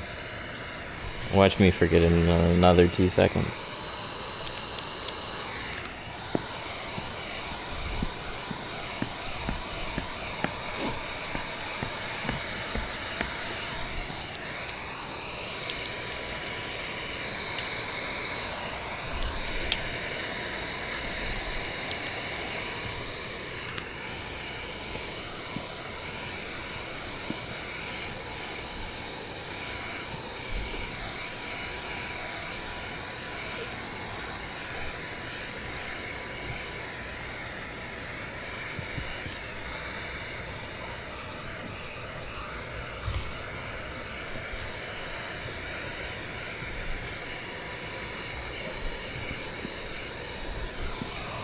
Okay, so top corner. Pole shrinking is just another way of dealing with bigger fingers and fanning it out. That is something that helps. But when you're doing top corners, you got to remember that you're stretching the film out. You're not just trying to get rid of air bubbles.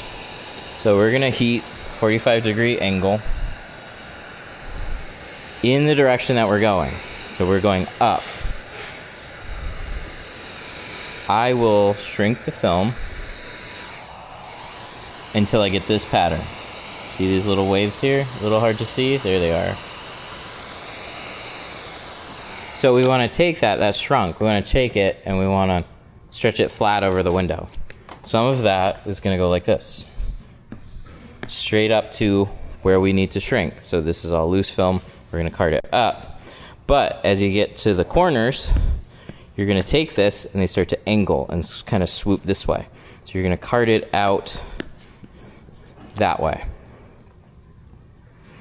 A lot of times I'm going to pick this corner up, readjust it a little bit, and then continue.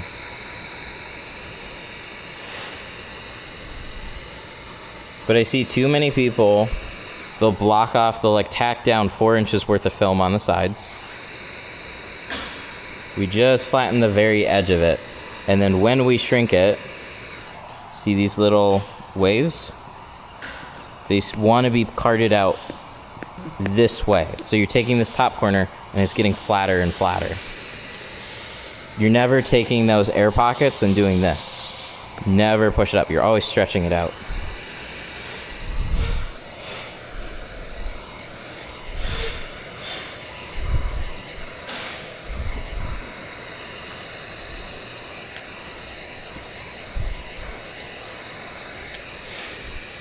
Sleep talk.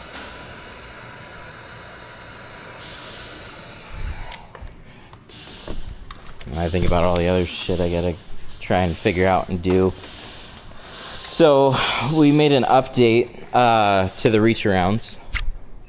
So you see these. Where's my lens? Right here? Here. Oh my god, oh, it's opposite. You see those teeth now? This got teeth in it. So some people are saying that the reach arounds, we had an overheating issue, so the ends were flaring out a little bit and they shouldn't have been. So we fixed that, and then we also add teeth, so then squeegees, when they're in here, they don't just like fall out.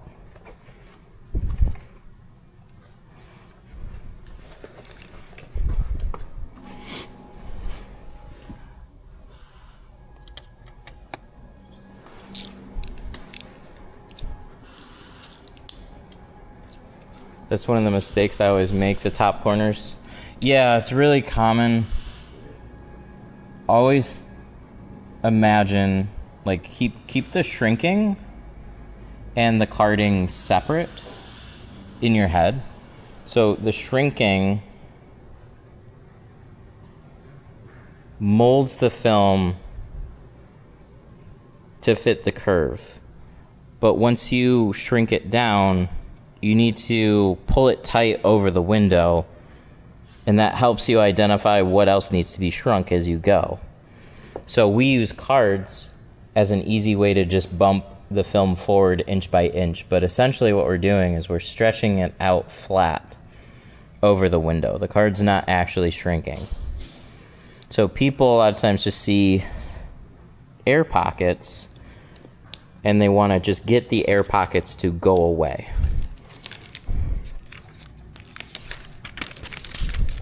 We want the air pockets to go away, but there's a little bit more going on. So use that little strip to cut the tint to not scratch the window. Yes. So we use the tape as a buffer, and it acts as a barrier in between my blade. So like I messed up this windshield, so we put a new strip along it because I don't want any chance of slicing through it.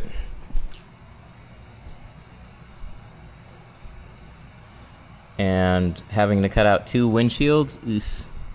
No, thank you.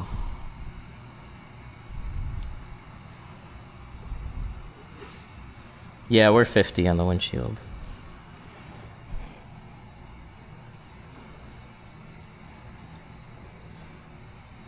My 50's darker. It's the camera. It's the lighting in the shop. It's the camera. As soon as we get it pulled outside, it'll look a little different. All the films look like a shade lighter at least from what they actually are. The tape is called Glass-Aid. Glass-Aid Cut Guard.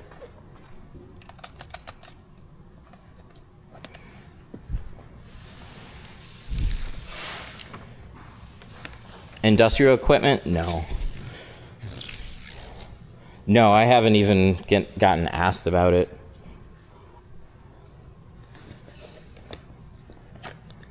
Or maybe once or twice this year.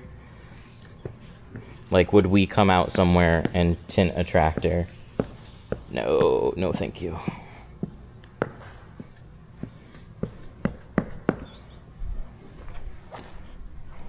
It'd be too hard for them to get the equipment here too, so we're just never gonna do it.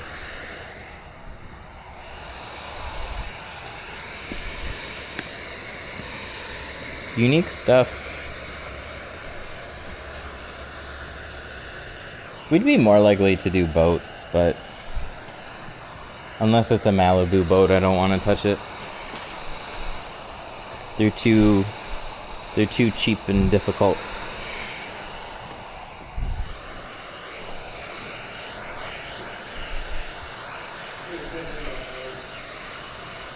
About cars? Oh yeah. Do you get bubbles when you don't take the water out fully? No. Water usually dries out. What gets left behind is air. So air comes from dirt. Not all the time, because like you can get air trapped in the water, but a lot of times it's just you just didn't do a great job. Round 2. Should I pull this off?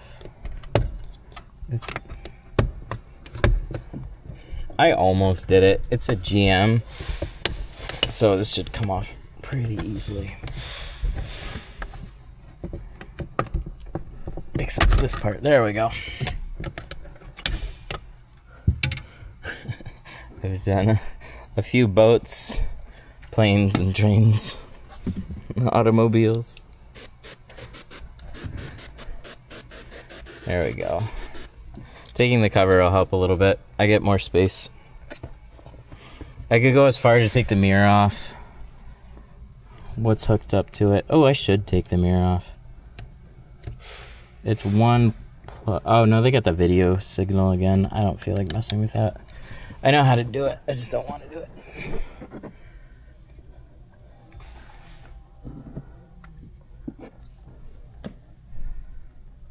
It's usually installation. Not a great job installing it. So it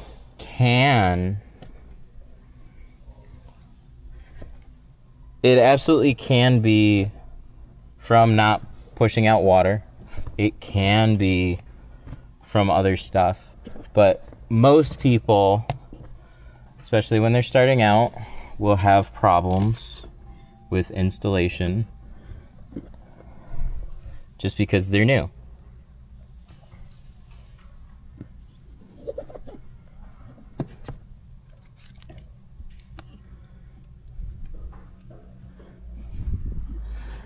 Do you think squeegeing is the best way to... Yes, I think squeegeing is the best way to clean a window.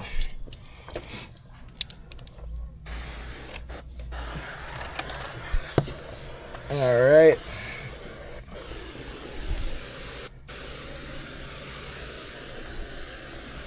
Let's go peel a window and install it.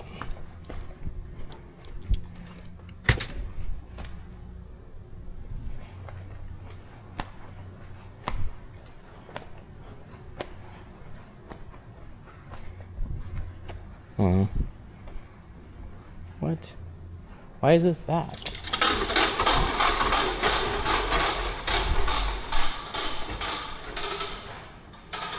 There we go.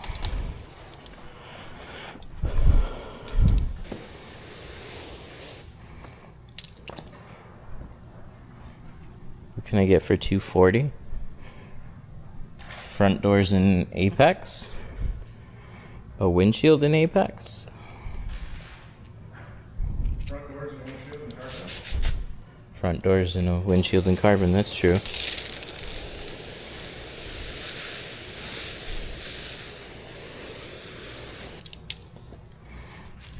Almost a full car. That half, for sure.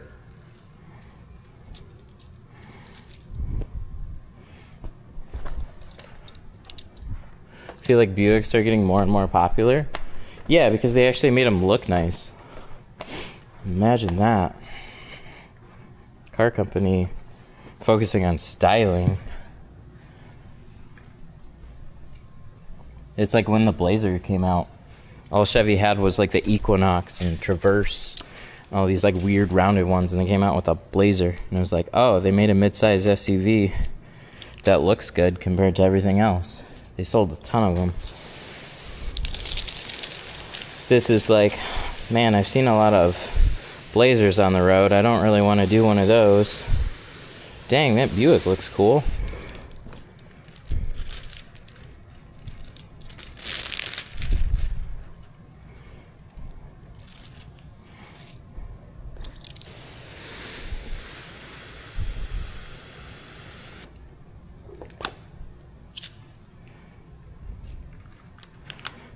How long does it take you to tune a car? A long time today. Do you charge more for quarters? Right now, no. But when we were doing wholesale, mobile, yes.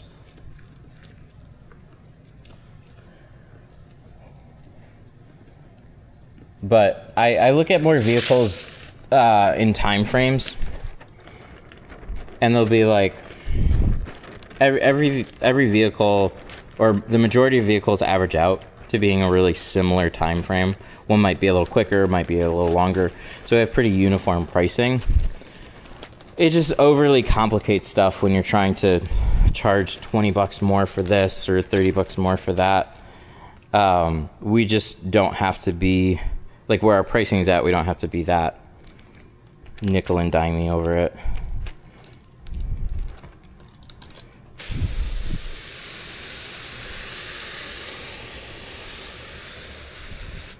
So if you're doing like 2 front doors and a windshield on a Ram, 2 front doors and a windshield on this, they're going to be the same price. But if you're like, hey, what about my Corvette?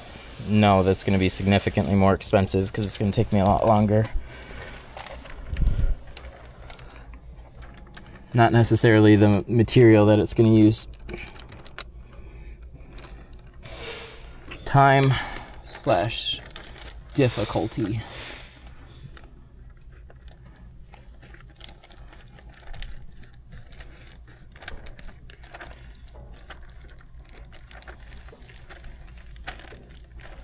Up to 5 windows, up to 7 windows. Yeah, it's stupid. I hate it. I think it's like whatever works. I just always hated, because it was sales guys were very detached from the actual vehicle, so they pull in that VW that we got like it's the exact same as a Malibu. And you cannot explain to them the differences. It just completely goes over their head. So there was a shop that I tinted for, and the guy had been selling tint for 30 years, along with other auto accessories. And it's just like, you could not explain to him the difference. He's just like in one ear, out the other, same issues, same problems, same hang-ups. He just couldn't. He was just like so window focused. Like, oh, but it's got 9 windows and this one has 7 windows. And it's like, okay, well, a Corvette a lot of times is 3 windows, sometimes 4 windows. Why is that more expensive? Well, it's a Corvette. Okay, okay, we're getting somewhere. It's just so stupid. So do whatever works for you.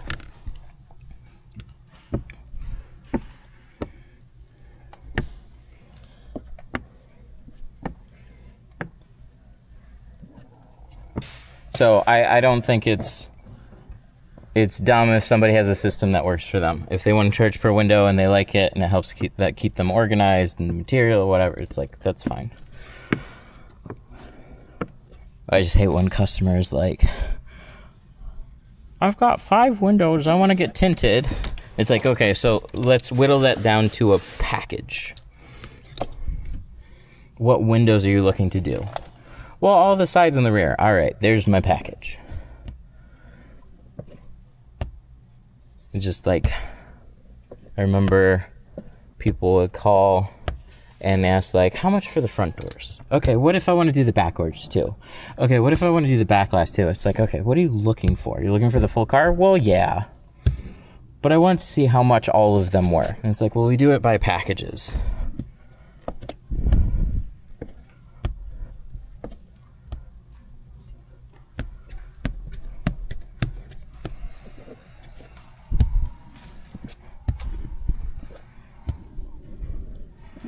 What kind of squeegee is the green one that you use first? That one has been dubbed the Slim Sweep or the Ping Pong. Daniel likes to call it the Ping Pong.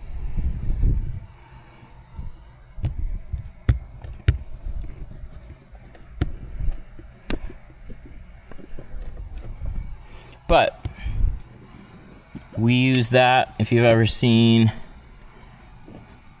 the tint brush, and we used to use like a paint clean to help spread out the film ahead of time, and then we give it a harder pass with a regular squeegee. But this is just a way of spreading out the film.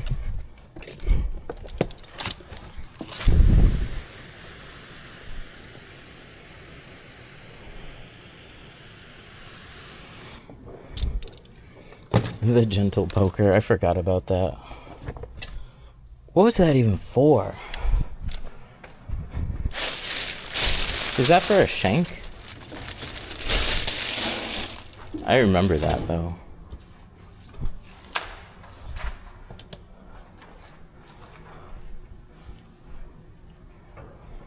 It's in my windshield some weeks ago. There's fingers on the bottom. Is it fixable? Pretty much no.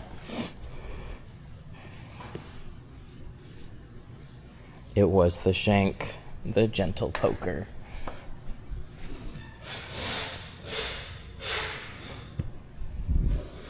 Alright, now we're going to take a look at it.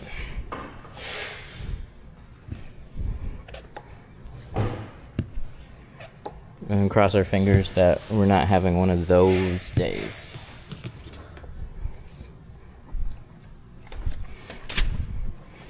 You always feel better once it's done though.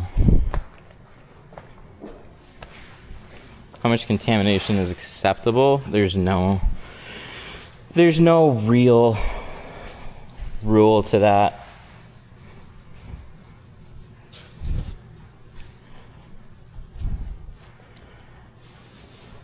People like to throw out, well, window film standards with the IWFA. It's just an official looking website that'll let you say, well, 5 feet back at an angle, if you can still see it, and it's stupid. If a customer is upset, then you got to do what you got to do to try and take care of them. So you're always going to have something, but most people do not notice or are perfectly fine with little imperfections. They should be overall just hard to find. Yeah. I was going to say, is this a bad time to mention that Pro Nano 70 does a little bit better with a BTU meter. Yeah.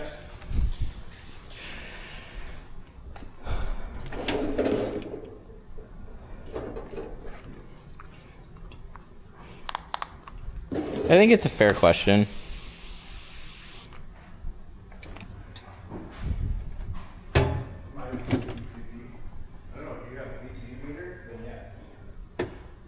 Yeah, but he got Apex. He watched a lot of videos. I know what he's talking about. He saw a lot of examples that showed it next down to nothing.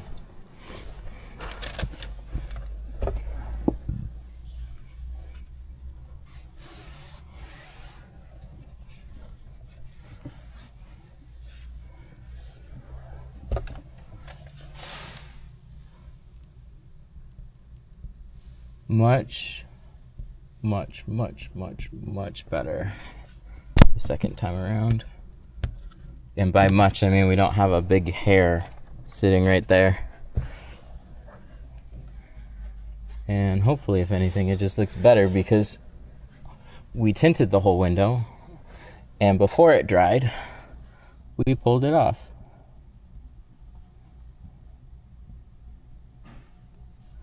You don't scratch windshields with your squeegee on the pillar? No.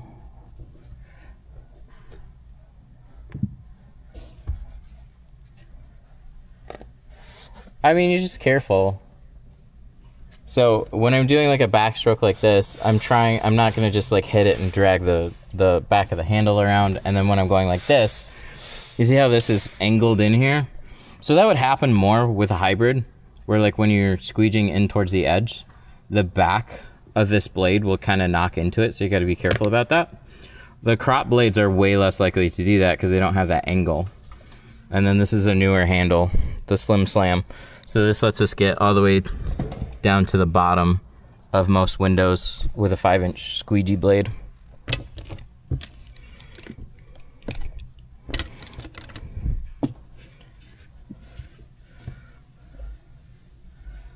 Is it bad to use the squeegee dry? It's not bad, it just doesn't really squeegee.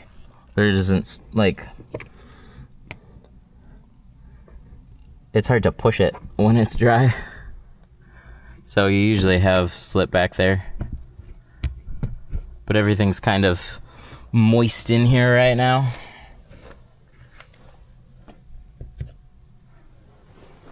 Tool link. Can I do that? Oh yeah, I can. There you go.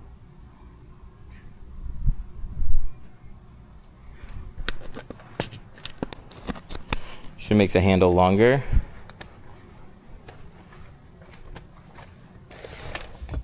Yeah, it doesn't slide. Yes, it does. See? It does slide. It's just not very well. It's usually sprayed. A Slim Slam. We got them. They're in stock. New and improved.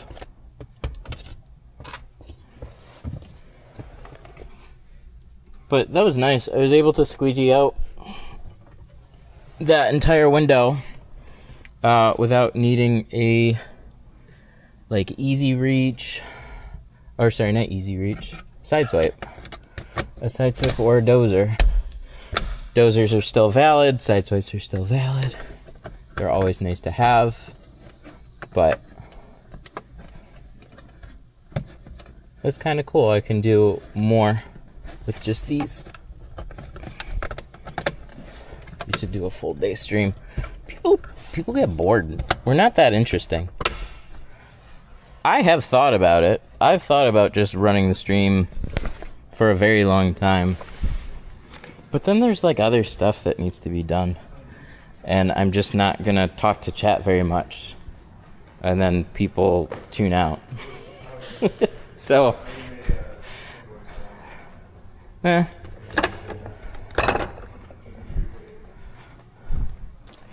maybe someday. I think what makes a little bit more sense is maybe if we have somebody that's in charge of running the stream, But again, it's like, what do they do when there's literally nothing going on?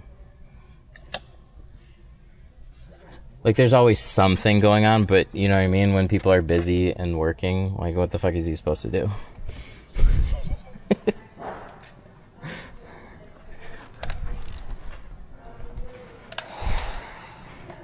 So, if we can answer that question, we can have longer streams. But I think out loud a lot. So I've tried to figure out a few things, but I don't know if anything's gonna ever happen. It would be nice if we can have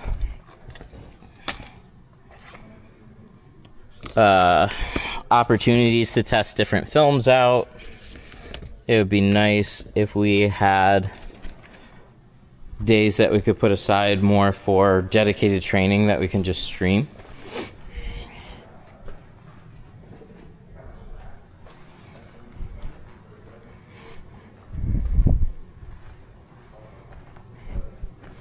Ever thought about doing a tool walkthrough stream highlighting equipment? Yeah, I have older videos that'll go over some stuff. It's been a long time since I've done anything quite like that. But, ooh, let's do the purple tape. Green tape is nice, but green tape was aggressive for a reason. Purple tape is less.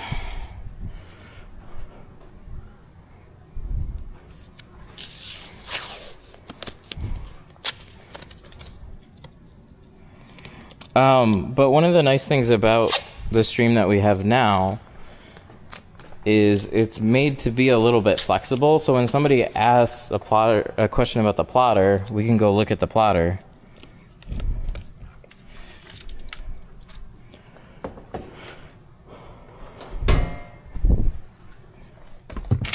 So if you're like, hey, I'm having problems setting up my plotter, well, I can show you what we did for ours. So it's more on-demand things when we're streaming now, when we have those opportunities. Do you tape up the headliner when tinting a sunstrip? No, not all the time, but I should. I should do it more. Our seal guard tape works great for that. It sticks to headliners really well without being overly aggressive.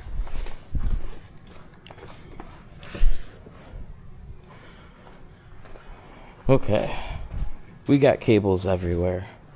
But we did it. We got a windshield and 2 doors and quarters.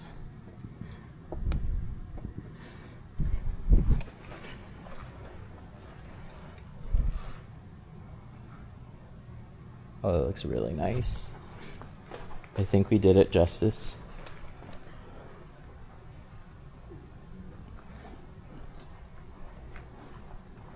We cleaned off the inside. I don't think we cleaned off the outside, though. When are you going to announce September class dates? Ooh.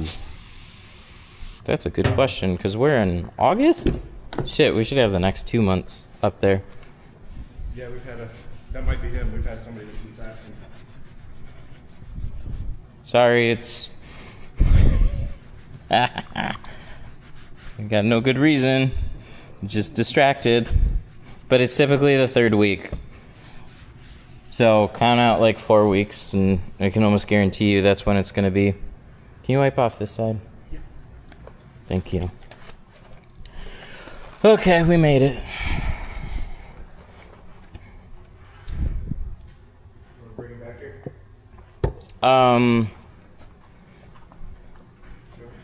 We can pull this out. You can. All the tint off of that one. It's all so that can go up. Okay, so it's all ready to install. Yeah. Sweet. Everything. I'll get it. Want me to get this one up? Yeah, that's fine.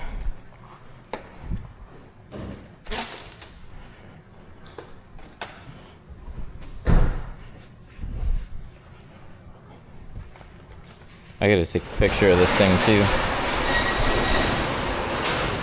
It's so easy to forget. I've been really bad about it lately. Trying to take a picture so we have something to actually post on our business profile.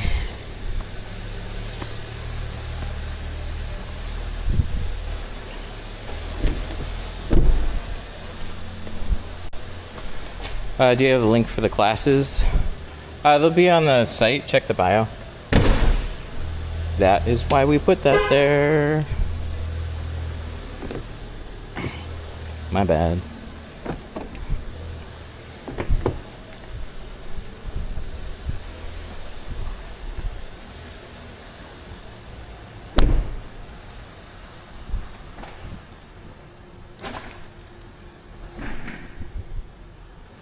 All right.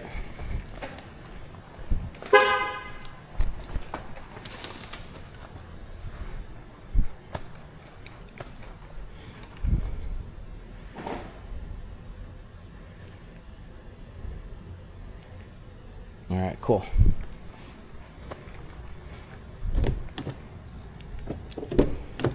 Looks good.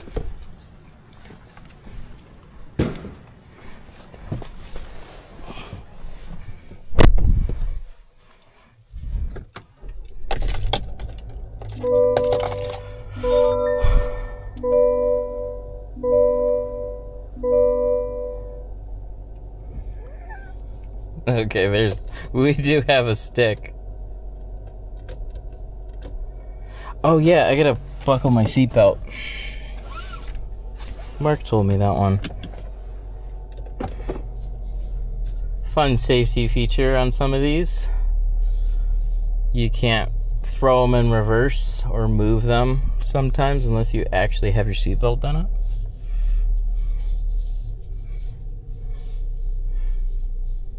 Makes you feel stupid though.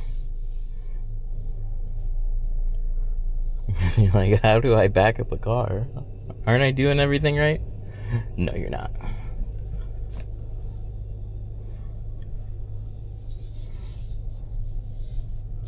Ew, what's up there? There's something in the heads up display.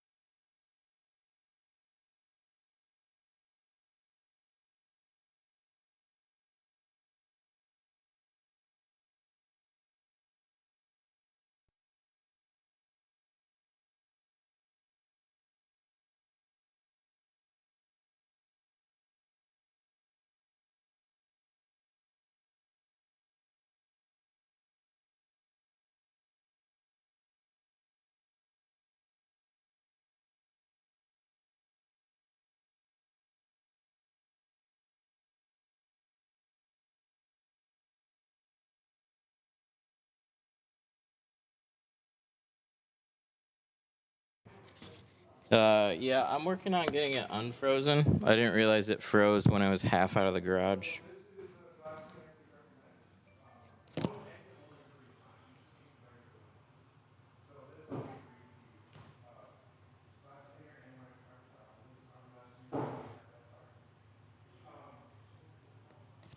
We're trying to connect it back. I might have to start a new stream, but that's always good to learn that.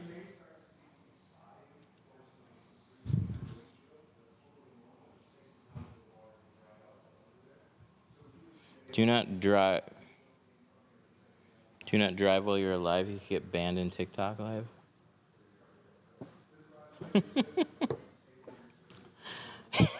God, they're so dumb. I get why, because they don't want you to do unsafe stuff, but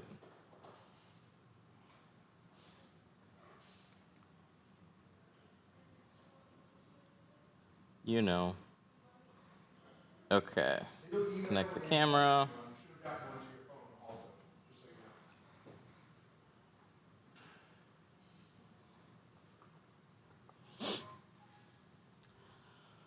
I suppose mounting the router in the box was not the best idea. I still gotta connect it to the app. That's so stupid. DJI has a feature literally called like resume live stream, but it'll time out and then forget what the last live stream is still. Is the fog machine working? No, they're off right now. Live stream failed. Oh, that's so fun. Oh, wait, there we go. We should be back now. Hey, how about that? So I got this router tucked up here now. So I'm gonna move that to up on top. And then I still don't. Oh yeah, sorry. Let me turn off this mic. Thank you for that. There we go.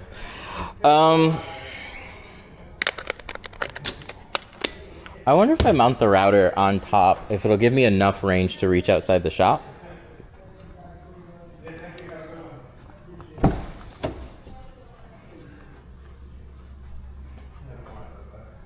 do you think about Apex Ultra? Apex Ultra is awesome. I love it.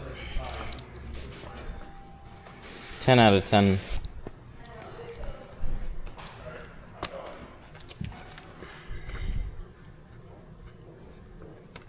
This is driver's side. I see that. Thank you. It's like a DIY kit now. Yeah. You don't have to shrink plotter patterns. The driver's side front door is the one that I had an issue with that top edge, so I don't know if there's going to be an issue with it or not. Okay. I will check. I did change the blade height and that worked. Okay. For the back doors and corners. Okay, so now it's... Oh, I see what you mean. Yeah, so now it's cutting clean. Good. Probably just need to swap out the blade. I was trying to save the other one, but kind of stupid. You put towels over the huge screens in the new cars? Yes. We put towels over every dash. Anytime we're doing a windshield, doesn't matter if there's a big screen or not. Water can run anywhere. It doesn't matter if it's an electric car, if it's a nice new car, if it's an old car. Water can always just run somewhere.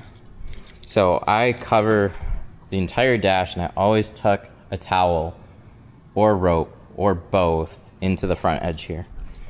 Always, always, always. I've very rarely ever had an issue. The issues that I've had have been like 300s, Chargers, Challengers, and Rams.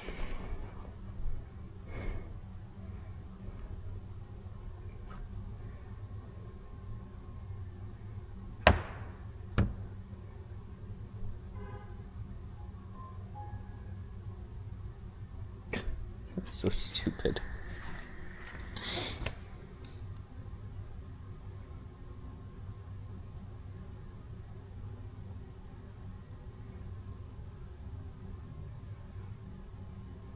Yep. No shit, it actually happened.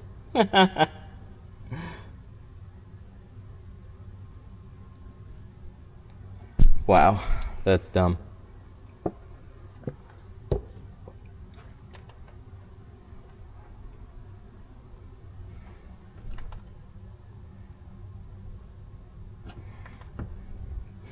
What did you just said?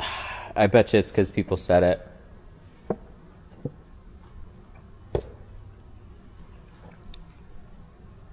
Sorry, I'm looking into something.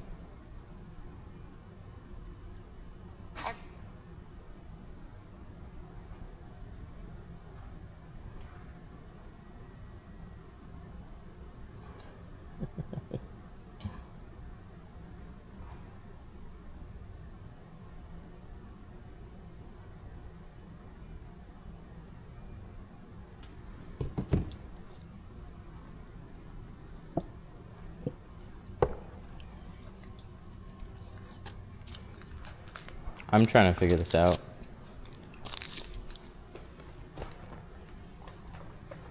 Alright, let's keep going.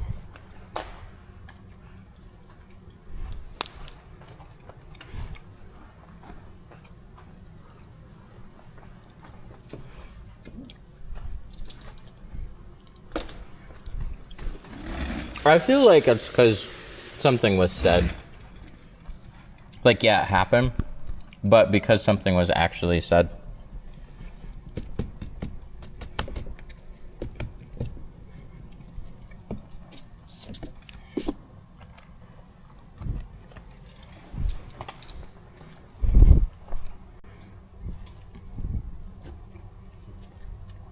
Knife. Where's my knife?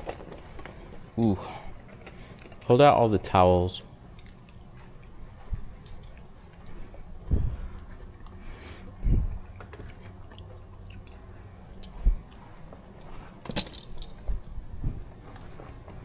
I'm gonna grab another knife for now.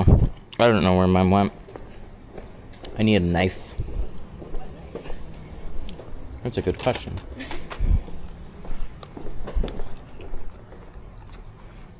I probably got rolled up with a bunch of towels and stuff. TikTok is still a kid's app. Certain words are banned as well. I know they've been, like, annoyingly restrictive about certain things. They have gotten... It's nice because I'm banned for a few days now. Like, it actually happened. It's just funny how it worked out like that.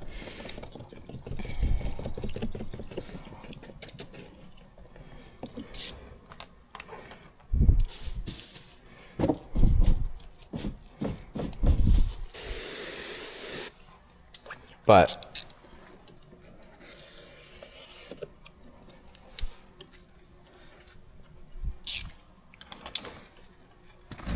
I know for a long time they've been keeping an eye on audio.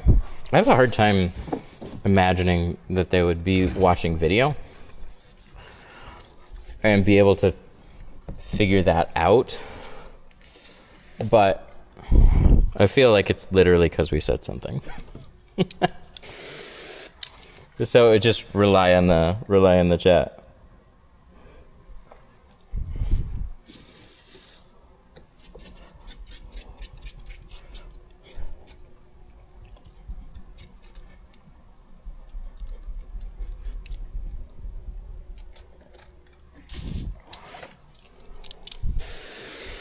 But oh well. It said till the 5th.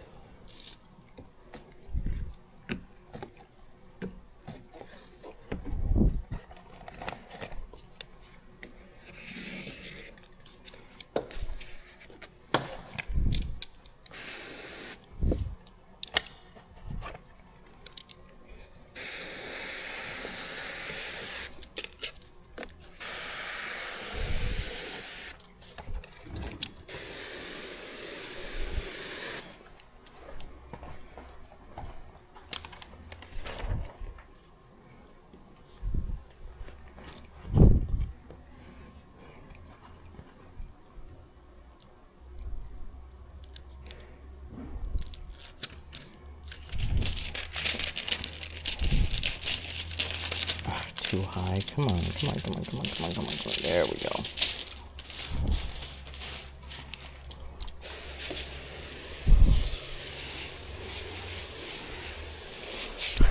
Cubed. I was gonna say,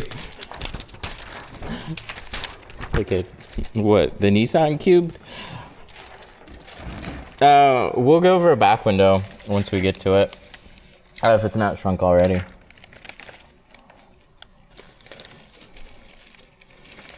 The tips are practice, practice, practice, watch a lot of videos, and good luck. But we'll go through it. Shrinking is always tough. It's hard to understand what we're doing. And the more classes that we teach, dude, it is just... There's things that we say that people just, when they're learning, not everybody understands and notices, even when we say it and when we point it out and say do this. Like it's very hard.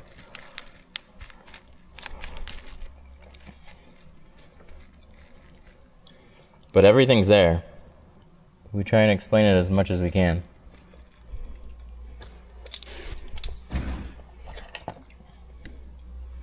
But there's typically these like aha moments for people where you're not getting it, and then something usually clicks eventually, and then you start to get it, and you're like, oh, okay.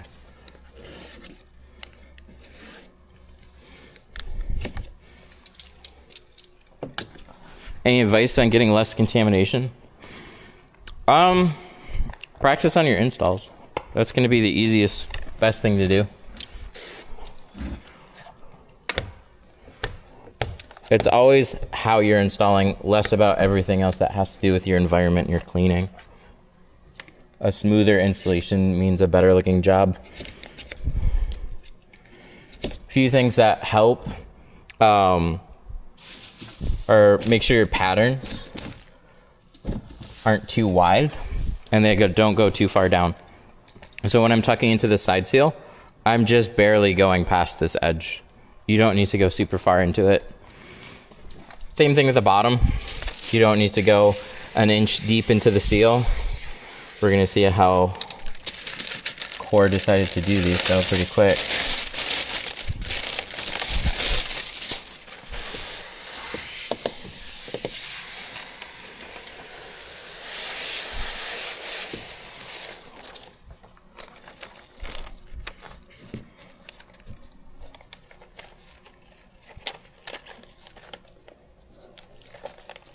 Tight seal down here.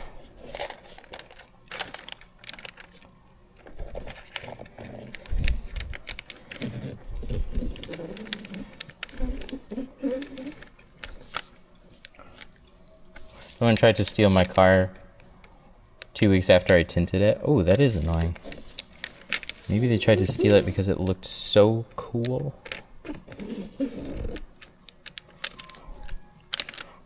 It's like, man, couldn't you do that before? There we go.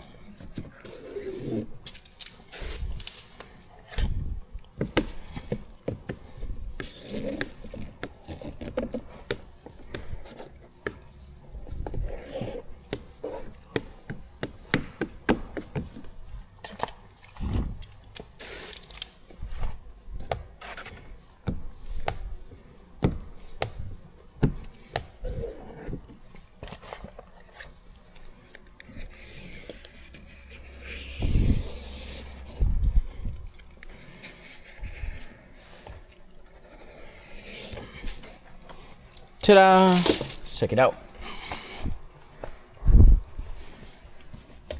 Sides are good.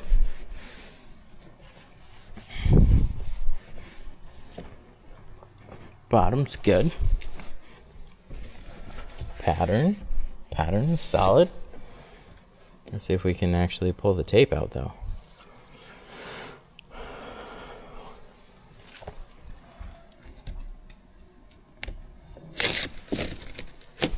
Yo! So how do I get cleaner installs too? This is why I tape the sides. So this is a newer car, but it's got felt seals. Look at all that.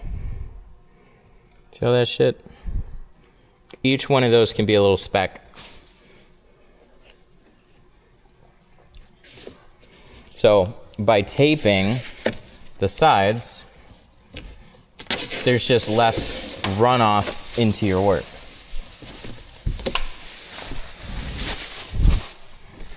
You know, it's like, I'm a master painter, so I don't have to tape seals. Or I'm a master painter, so like if I'm doing an accent wall, I can cut a perfect edge. But it's also helpful to just paint the side, or tape the sides, so then you don't have bleed over. That's kind of the idea there. Is like, see this felt right up here versus a nice clean seal. Why he didn't put a piece of tape there? Oh, I think he meant to. And then it got stuck there. Is the tape basically just duct tape? Duct tape's thick.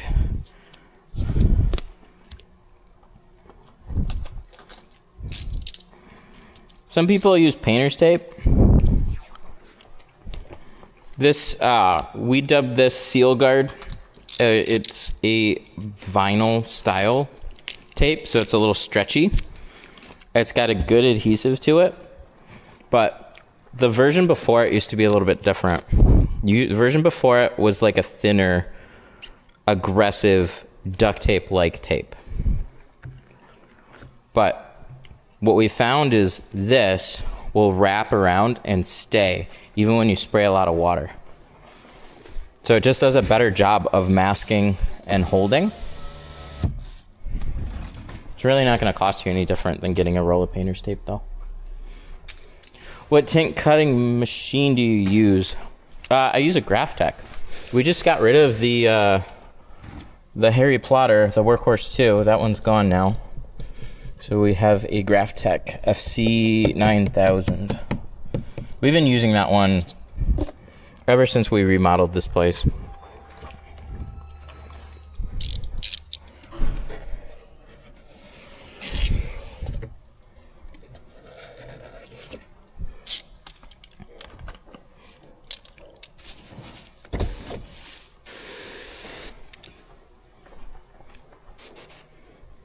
Did you get food?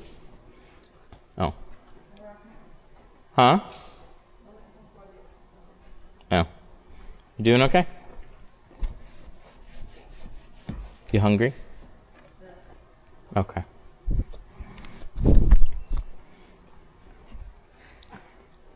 What? Nothing. Do you get something? No. Oh. Okay.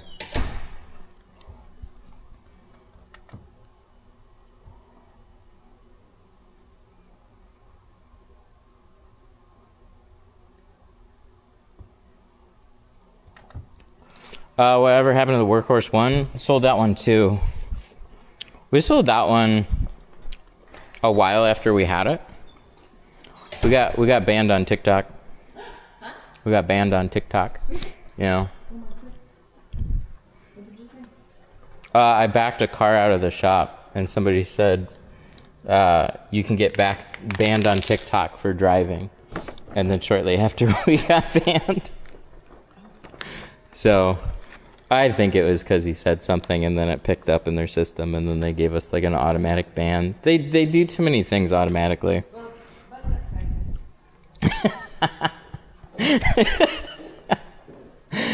I like that. We'll just ban them. If you have an idea for a tinting tool, what are ways or steps to making it come to fruition?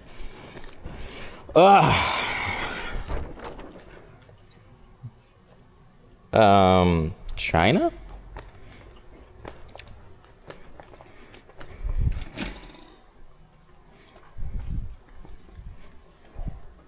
Was that what that was? I feel like, did he get, I feel like I mixed it up, but I might not have.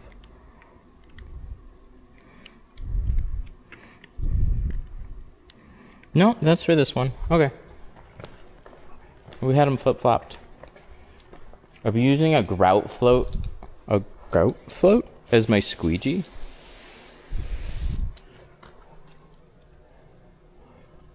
I'd have to look up what that even is.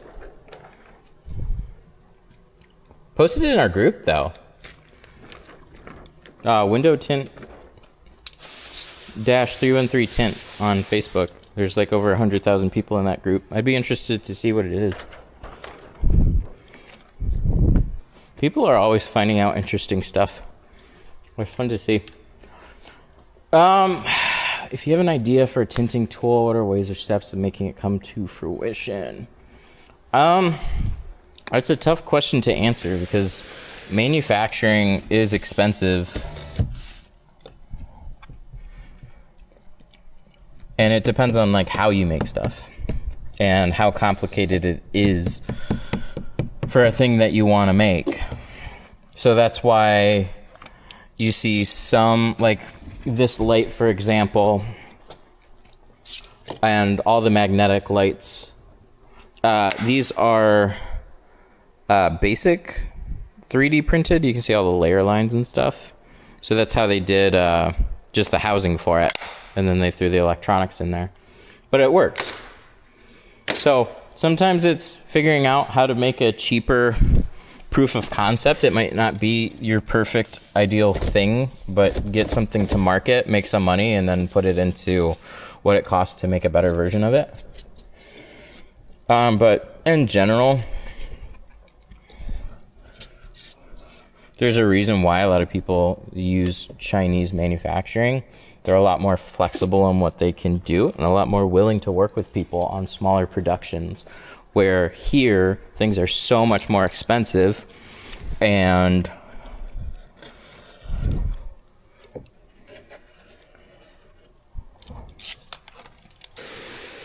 what was I saying? Sorry, I was listening to the comment there. Just getting a custom injection molding base is tens of thousands. Yep.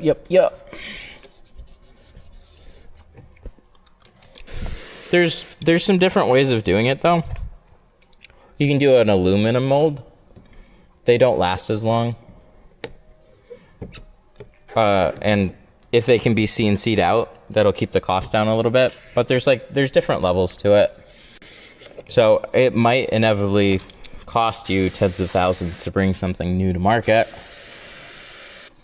Or you might be able to figure something out that kind of gets you most of the way there, that you can go with for a little while.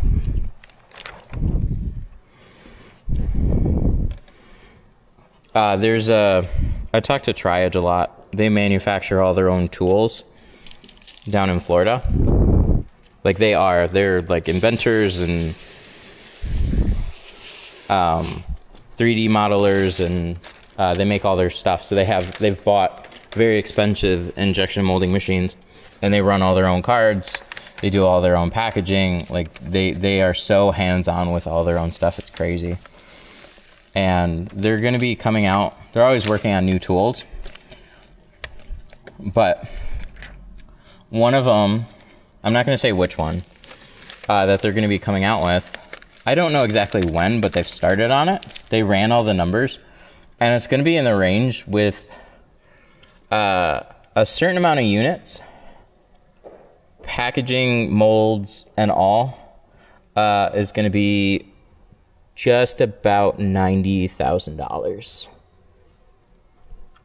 And that's with all their experience and tools and knowledge and stuff. And it's just like, what the fuck, you guys? It's crazy.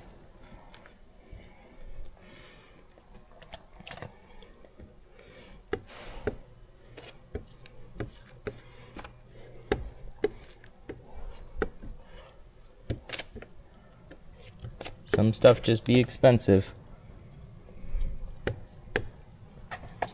And then China's gonna rip it off anyways and sell it for a third of the price.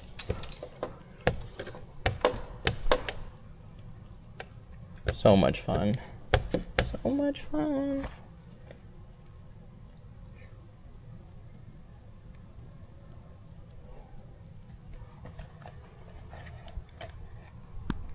I'm in Asia. Most of our products are produced by China. I always wish to have US stuff in the shop.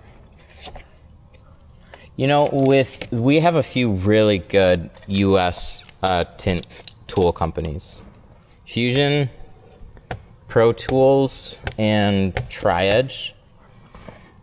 It's like so much of what I use is strictly Fusion and Tri-Edge.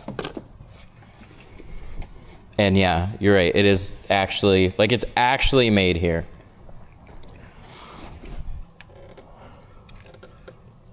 China's copying a lot of stuff, and they're definitely catching up on certain things. They have their own version of basically everything. But I still like certain, like all the Tri-Edge cards. I haven't used a Chinese card that I like as much as a Tri-Edge card. Squeegee blades, that's close competition with some of them that we've tried. I still like the hybrids the best though.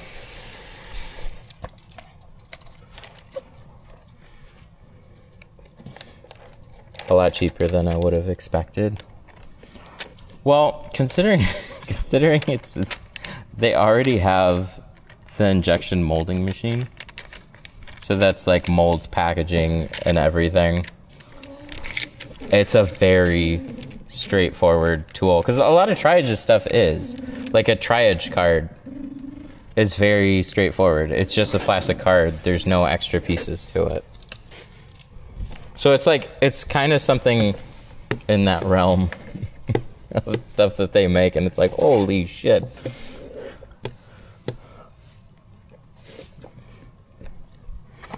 Are people gonna buy that many? But then once you have everything, it's like you just, as long as it maintains and sells well, you make your money back and more. But you still always have cost of materials and production.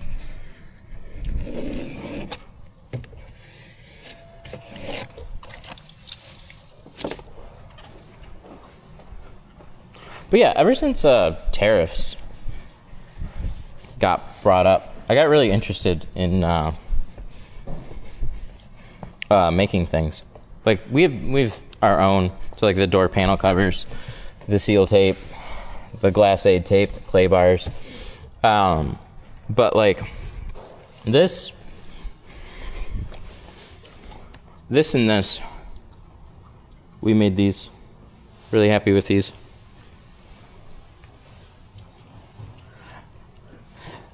Ever used carpet protector for the door cards? Man, I started carpet shields for the door cards. Go back on my channel. Back in like 2020. 2020, 2021, I used carpet shield all the time. And then the price just went up. It wasn't really a very good mobile solution. So we would take a roll and we would mount it on the wall and just pull off a piece, cut it, throw it over the panel. I really liked how simple it was. It never stuck on the top quite as well. Like on certain cars it would. But we would just use it as much as we could. Same thing, same reason why we don't use Lowe's tape anymore. They pissed me off. Lowe's tape was like $10 a roll, and then like overnight it went to 15. Carpet shield used to be like $30 a roll, and then very quickly during like pandemic and everything, it went up to like $50, $55 a roll. And I was like, fuck this, we need a better solution. So now we have our own door covers with a better tape. So like the quick covers that you can buy from hardware stores, they're typically only 2 foot long plastic, and they pretty much all use masking tapes.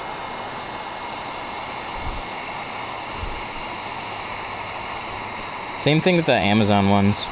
So you can find a lot of cheap plastic rolls. A lot of the tapes will just let you down. So we just came out with a newer version with a much more aggressive tape to it. These weigh a little over a pound per roll. These are hefty. But this sticks super well.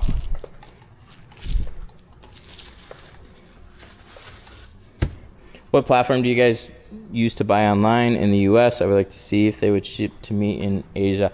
We have a store, 313tint.com. Unfortunately, we're just to US and Canada. We had too many issues with international. Too few orders and too many issues.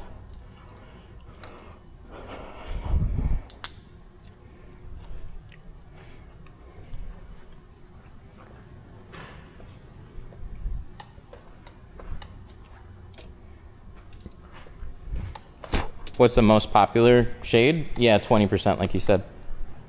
20 is the most popular.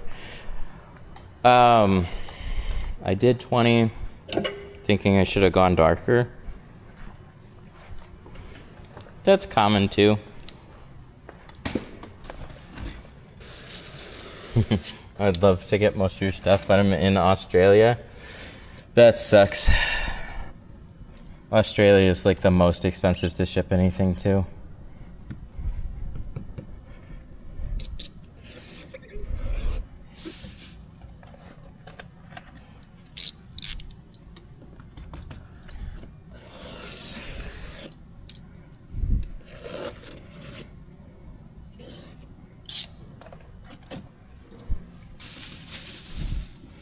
And it's shitty too because people do chargebacks and there'll be other issues. So it's like, it's customs, it's shipping charges, it's VAT charges. It's just slow and expensive.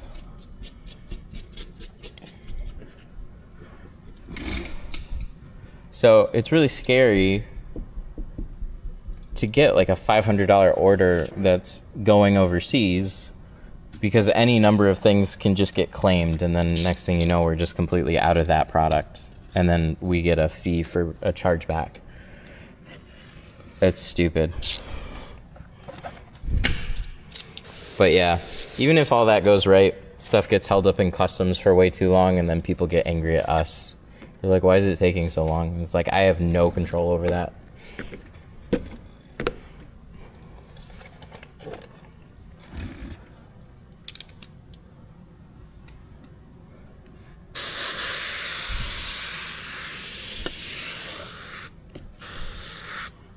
Stockist. Are you in?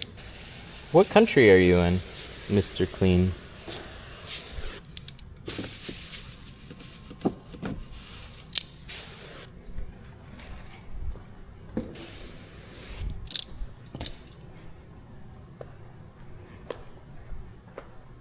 You have your own door guard tape? Yes, we do. A lot of the stuff we use, because we've had so many general problems and we have gone to stores. Oh, you are in Australia. Oh, I didn't realize that.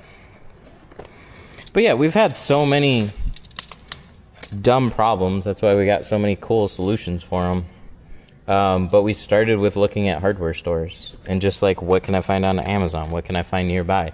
And you find stuff that works well enough, and then you use it for a little while, and then you're like, but it would be great if it also did this, and then you run into a roadblock where it's like, oh, nothing exists that's quite like that, and then we figure out a way to fix that.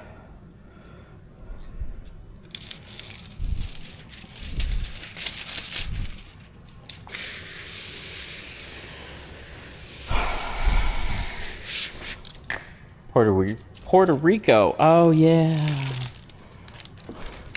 We used to ship to other territories and stuff. And then we had the same problem. Address. So, like, an address would be put in slightly wrong or confusing for shipping, and then it would come back to us. And then they're like, hey, can you just ship that back out? And I was like, oh, it was like $50 to try it the first time.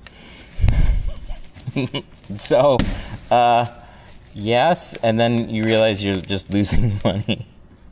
And you're like, oh, fuck, we can't do that.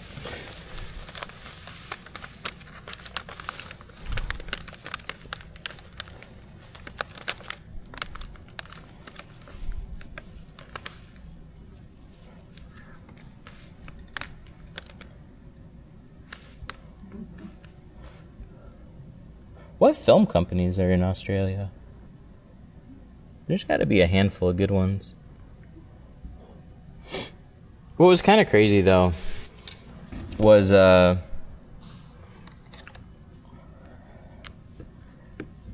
there's just not as, I'll be honest, there's just doesn't seem like there's as big of a market in other countries. It's not that there's, like, it's not completely worthwhile. It's just when we had international and we would ship to like any country, because it's like, sure, we can figure this out. We just put it in the thing and ship it. It's like we really didn't have very many orders, and we just had like 10 times the amount of issues for like all the above reasons. So it's sad. I wish we could just like, oh yeah, this is what it costs, no problem, we'll get it to you at the end, but it sucks.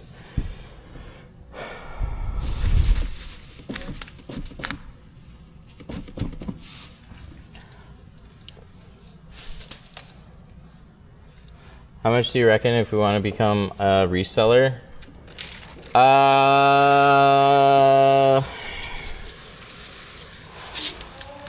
You know who's really not prepared for that question, even though we do sell to some distributors here? Like, we do sell the panel covers and seal tape to GL and a couple other distributors. But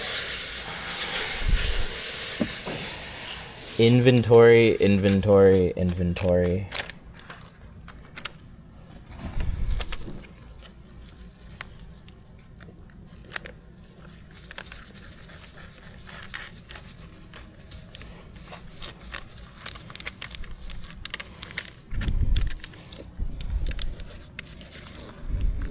Between whatever it's going to take us to ship it over there, prices are probably going to just have to be double or whatever they are on the US sites.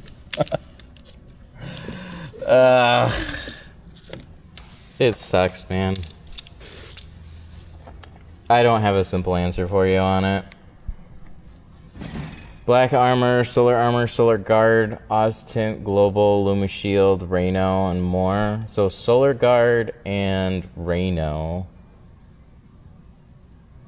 I haven't heard of like anybody else.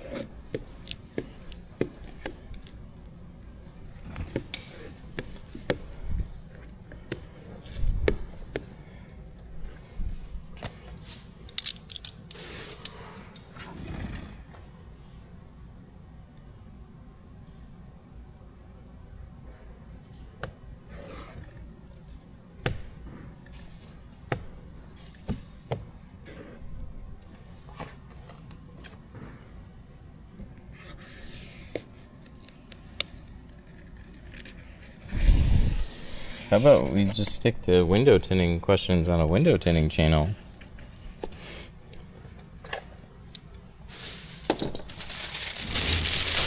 I basically ordered everything off your store. You'd be surprised some of the tools you think you wouldn't use come in very handy. That's 100% why they're there. There's a lot more tools that exist that I look at and go, no. And there are people that will like those things, but I just hang on to the stuff. That's how the store started. It was strictly just stuff that I used. Like, I like this squeegee blade, so we have this squeegee blade and a couple others, but it was really limited. We've expanded because people will like the blue beads. So like we carry like a variety of fusion squeegees, but we actually don't carry the flat ones versus the cropped ones.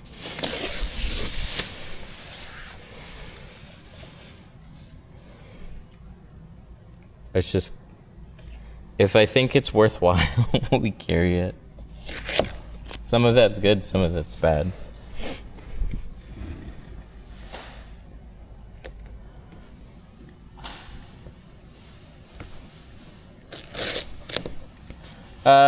What panel covers do you use, and what is the red-handled squeegee?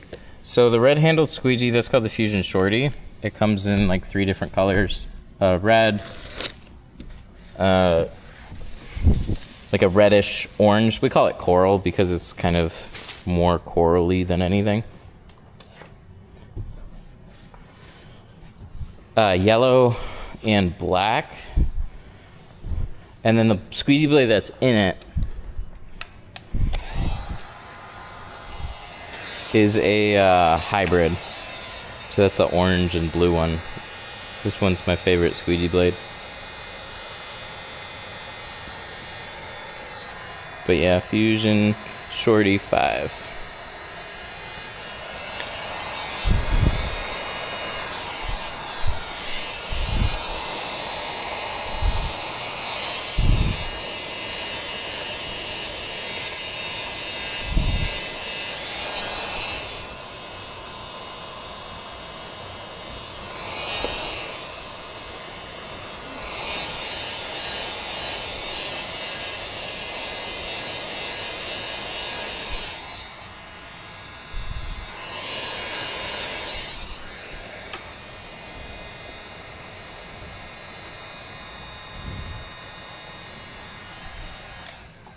Nice. It's going pretty good.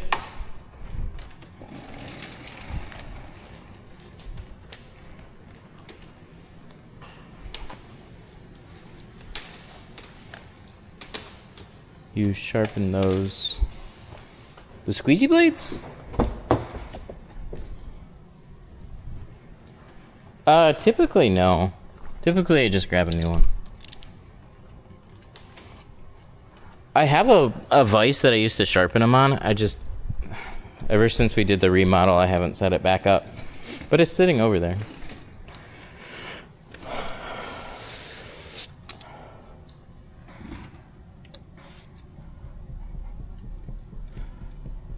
I open After Hours Tint Studio. Nice. I see where the name came from. That's cool. In Fort Myers. Open from midnight, or 6 to midnight. Oh, nice. That's a cool way to do it.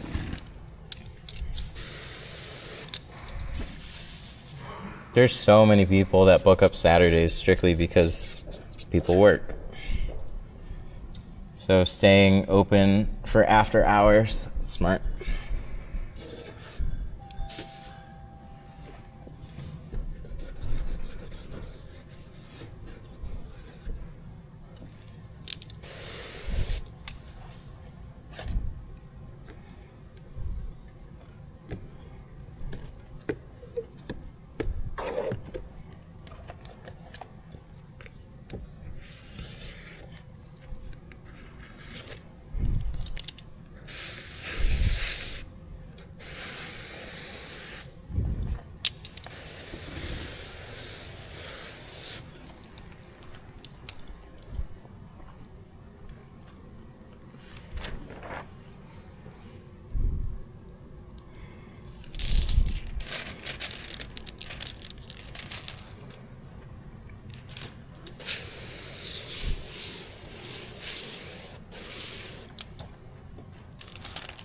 How long do you let your job finish before you check for imperfections like pinholes, sized air bubbles? I keep seeing them after like 5 or 6 hours later.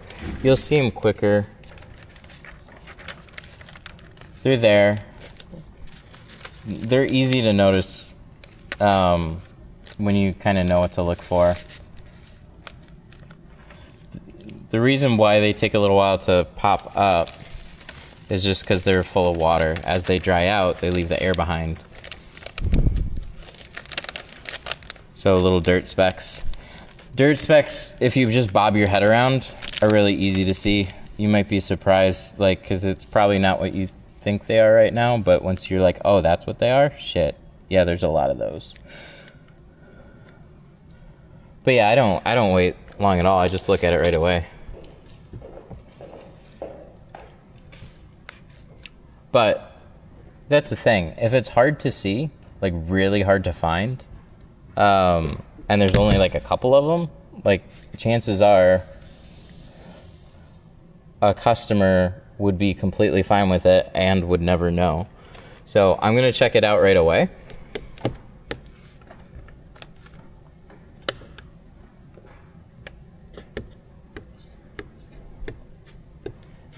That way I know if I have to redo the window right away.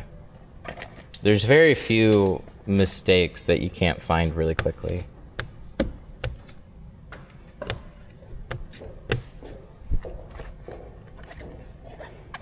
What time is it?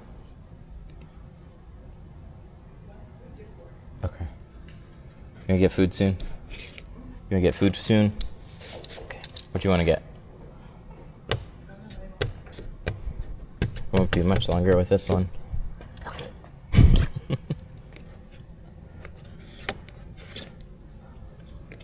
Get something good.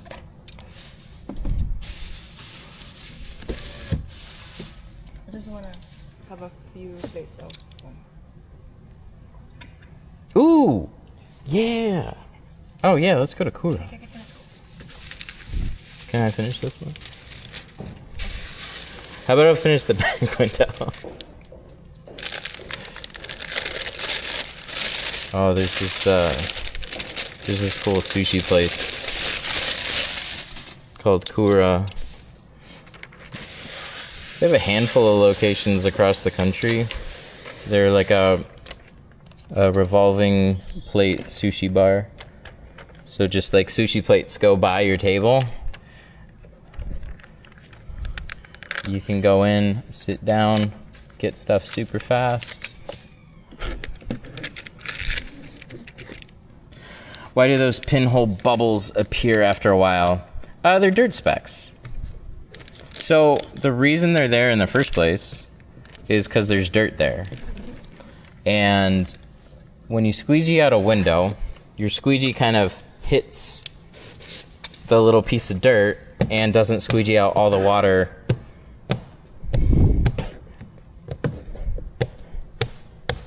So all the water eventually dries out of your film. And so what's left is the little void, air void around that dirt speck. So the dirt speck is propping the film up off the glass a little bit. That's why creases, hairs, and dirt, they all stand out because it leaves the air behind. So it's masked because the water is going to fill in that void for a little bit. And then after it dries, that's when you can especially see it. But just look closer at your window after you do it.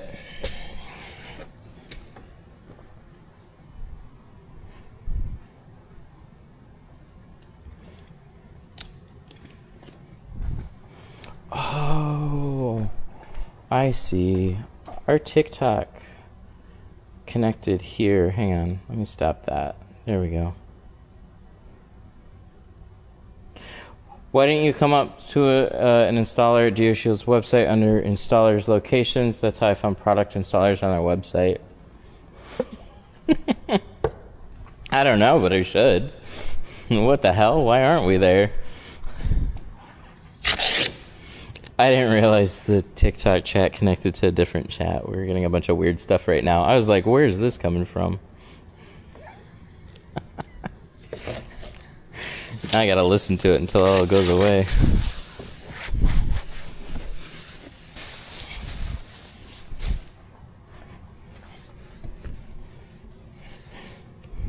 I was like, damn, I gotta go ban some people. What the hell is this? I like my chat software. It's been good, but it's a little quirky.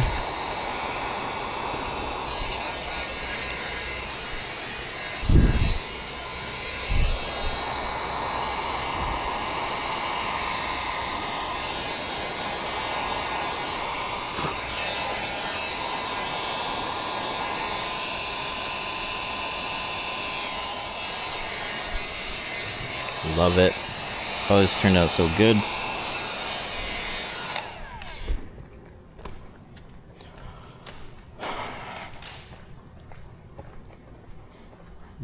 Like, there's some weird shit. People in these comments wouldn't recognize Jesus if he was standing in front of them with a passport.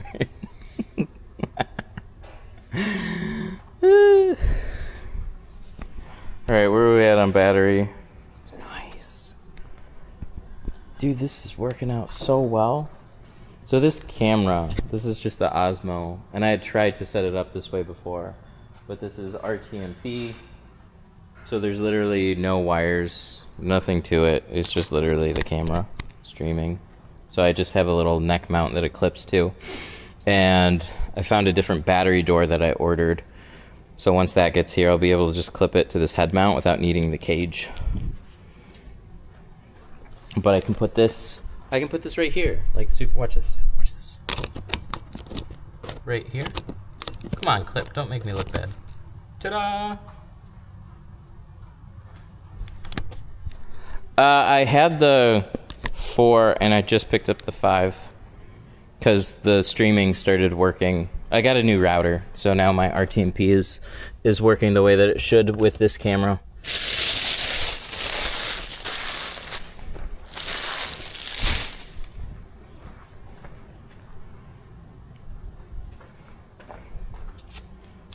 But I'd still be on my iPhone.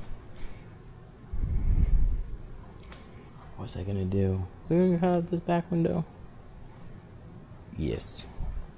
Let's do it. Why not? I'd still be on my phone, but there was like an issue with the app. But it took me like a week to figure out that it was an issue with the app.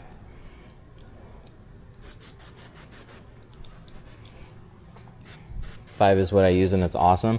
Yeah, you use the Hollyland, right? I used to take that and I used to bolt it to my head. I had a 10,000 milliamp hour battery, a GoPro, HDMI out to a Hollyland. I used to power everything. I used to run for like 3 hours before I had to do a battery change.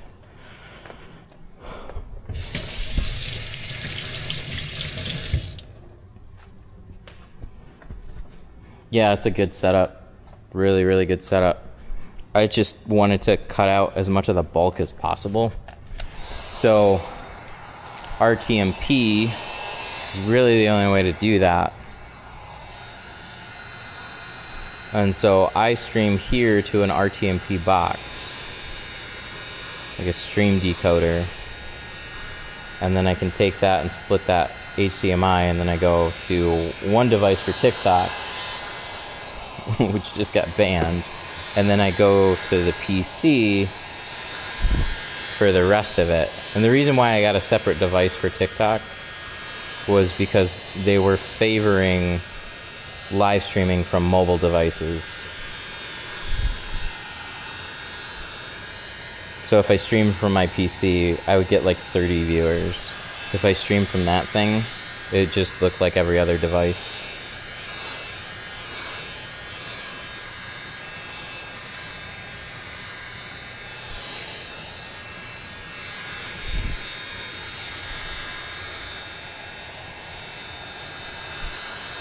But this seems pretty good.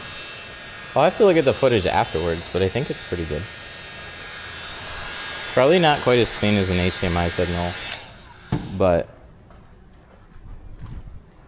not bad. I have another device coming.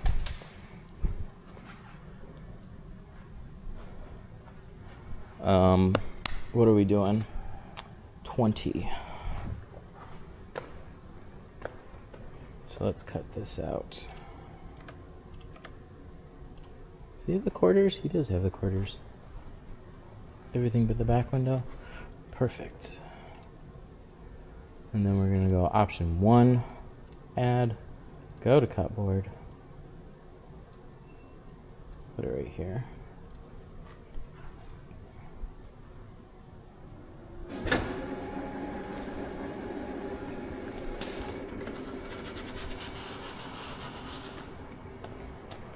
Tint classes, will students be using personal vehicles for practice? We have 3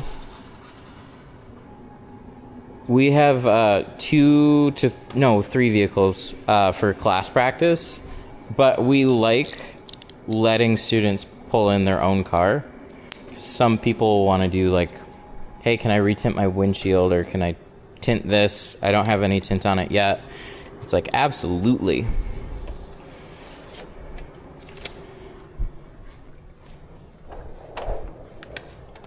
I tried a 4K stream, but YouTube did not like it. Yeah, it's hard to push it past a certain threshold. Have you ever seen Harris Heller's channel?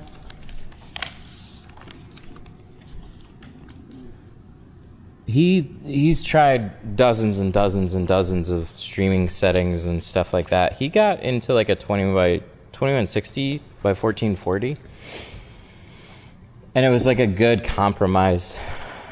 But 1080 for tinting, I think 1080/60 is really pushing it, because most people aren't actually going to have an amazing internet connection, so there's like transcoding time and shit like that. So 1080/60 seems pretty good.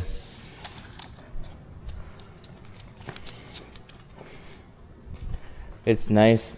I have the one all mounted on my chest. It's all right for now. Yeah, the Hollyland is good. I liked it. I used it a lot.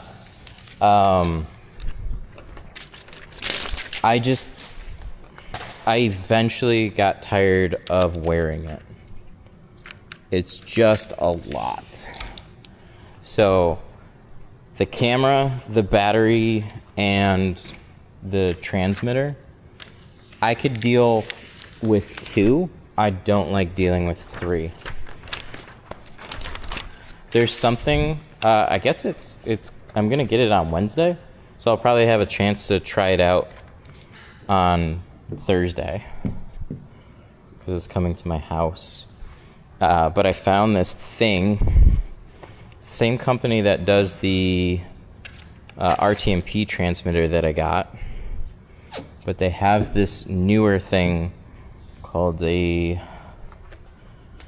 HDMI to UVC, and it does like wireless, and it literally looks like a cable. So I'm gonna do HDMI out on this, and then the device is basically gonna be in between the camera and the battery pack, but the device is so small it almost doesn't seem like it's real. So I'm gonna try it. But then on the other side it plugs in USB 3, I think. Not USB-C, but it's like a USB-A connector, but faster. But it just plugs into a USB port, and then you can capture it, open it up in ABS or OBS as a device.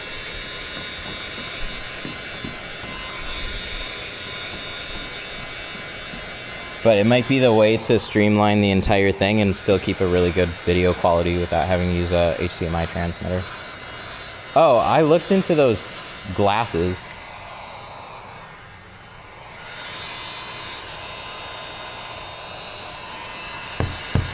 I looked into them. I couldn't find much on them at all. I don't think any of them have stabilization.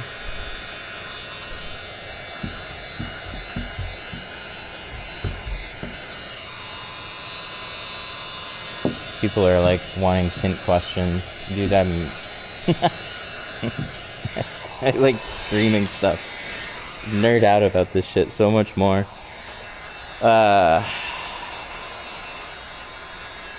Yeah, so it's funny. I remember the glasses that you had mentioned. I screenshot them, and I had looked into them before, but I was extra serious about getting something like that.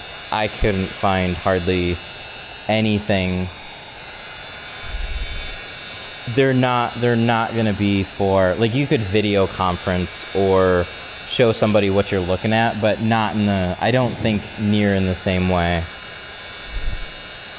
They're like industrial business tools for unique applications that I don't think you'd probably have a good clean video feed that would show the same thing that like an Osmo can. At least that's the impression that I got. But if I saw a video clip that showed, oh yeah, you can just stream your video feed directly to a PC and this is what it looks like, and it looked really good, I 100% would have just got it.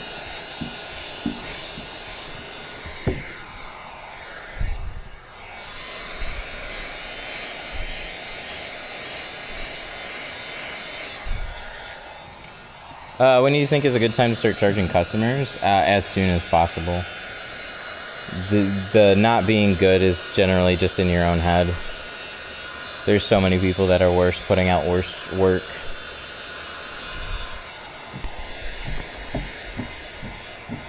And so, like, I totally get doing something for free just for opportunities and practice. That's really cool. Because it's just like you have to get to that point. But there's always going to be things that you see that nobody else sees.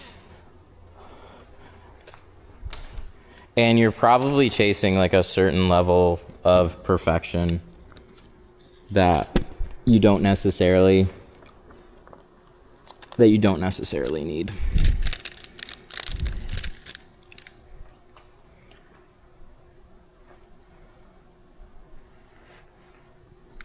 But yeah, charge as soon as you can. I overplanned my studio setup in the beginning too, and I knew how to tint. It was weird from working from other companies to then like my own thing. It's like I gotta talk to customers, I gotta check things in, I gotta take payments. What if there's an issue? Because you just gotta force yourself to accept money for what you're doing, because what you're doing is 100% worth it. And then it's gonna be a little weird at first, and then before you know it, it'll be normal. But when you deliver a car, don't over-explain it. Do not go, oh, but there's something here, and then there's this, and then I hope you're okay. No, literally, do as good of a job as you can, clean it up, and then just explain bubbles and water. Say it'll need some time to dry out. If you have any issues, let me know. And there'll be a lot of people that are just completely cool with what you did. But as soon as you start pointing things out, they start noticing. And then they start noticing more than that. And they ask too many questions. And that becomes a problem. Do you ever turn work away because it's hard? On your skill level, I'm beginner. I'm blah, blah, blah, blah. But my boss thinks I can tint anything and everything, and it's frustrating. Yup. Oh, these are stitched. I was getting ready to move these seats forward and pull it. But these are actually stitched in. Why'd you do that, VW? We got a Millennium Falcon, this thing down there now.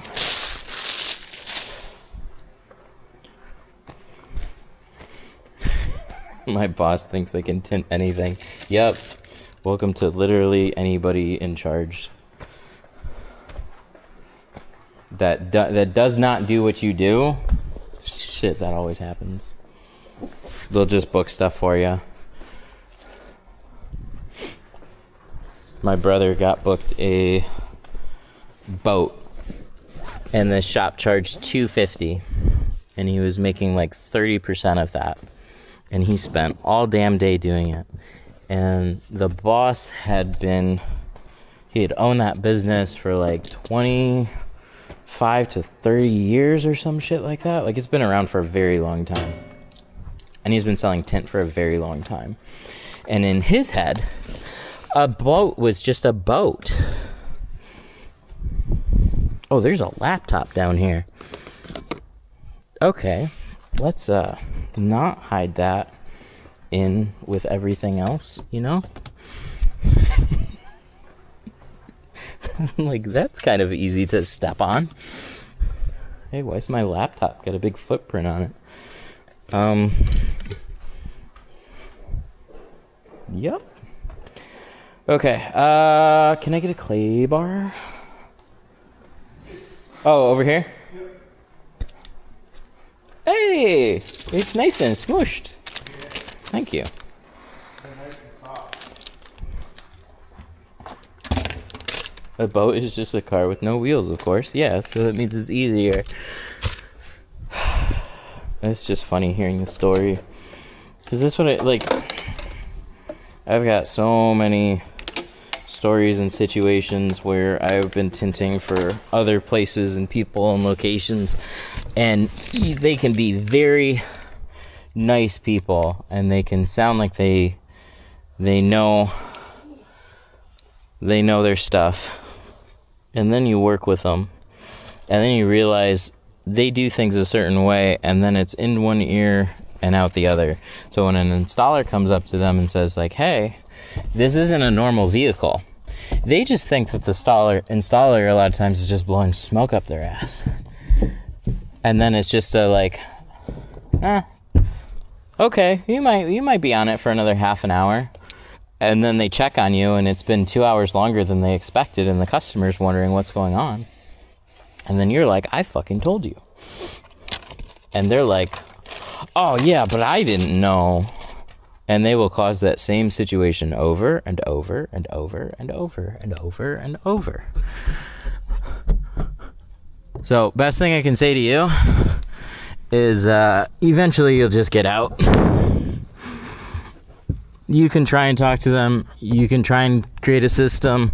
Maybe something will pan out that makes them understand a little bit better. But they're just going to keep throwing difficult situation after difficult situation and treating everything the same. I have no reason to think that anything ever is going to change after the sheer amount of people that I fucking work with on that. Press a button to take the headrest off. Does it also undo the stitching, my guy?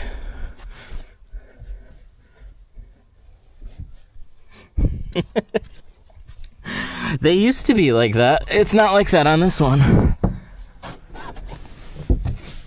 Ooh, let me go get the...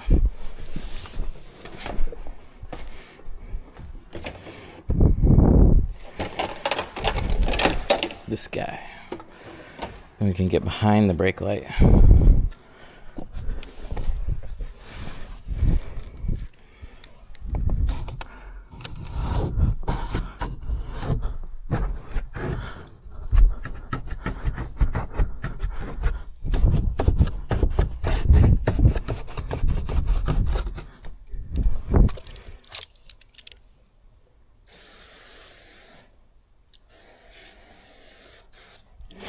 Put the seats down. God. If only I had thought to take the seats down. But then I'm on the seat, and I don't like that. I got no headroom. It's more annoying to lose foot space than it is to work around the headrest.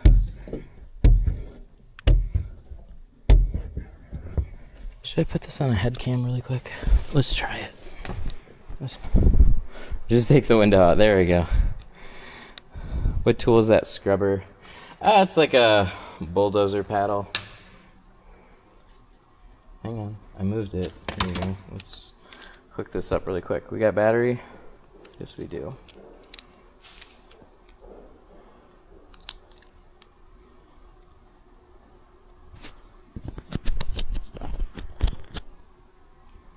Oh, continue live stream. Sorry, I'm trying to figure this out really quick. Really? I gotta go this way? No, why can't I figure this out?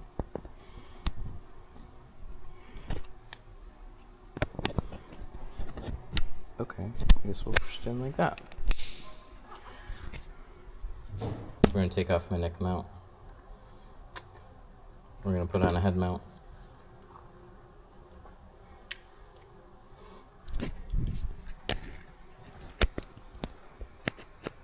Should have put it on beforehand, huh? There we go.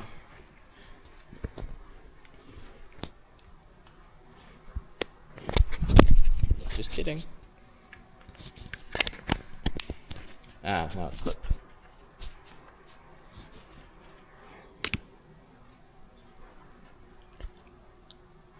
Oh, back to these days.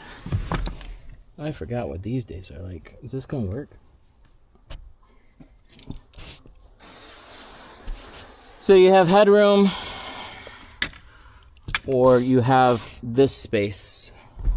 And if I have no headroom, it's much more awkward for me to try and get squeegees back here. But I can work around headrests because I got this big hole in the middle. So it's not really gonna make the back window easier for me to just drop it. Drop the seats.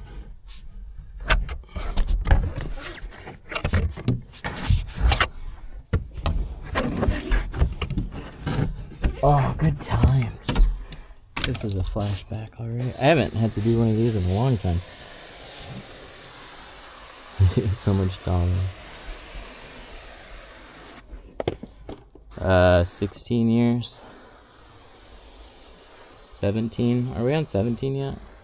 2009? It was 2008 or 2009. I gotta figure that out.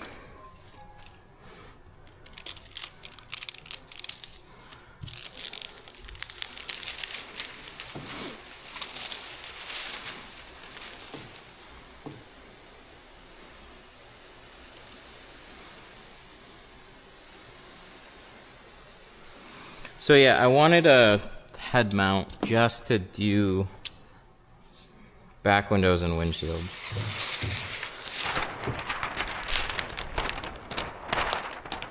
So much easier to try and get an angle on it, 'cause otherwise it's pressed right against the seats. It's just difficult. Okay, so we're gonna Millennium Falcon this. I'm gonna pick this over. See how it's not touching the headliner? And I still have space? What? That's crazy. You can't do that. That's illegal.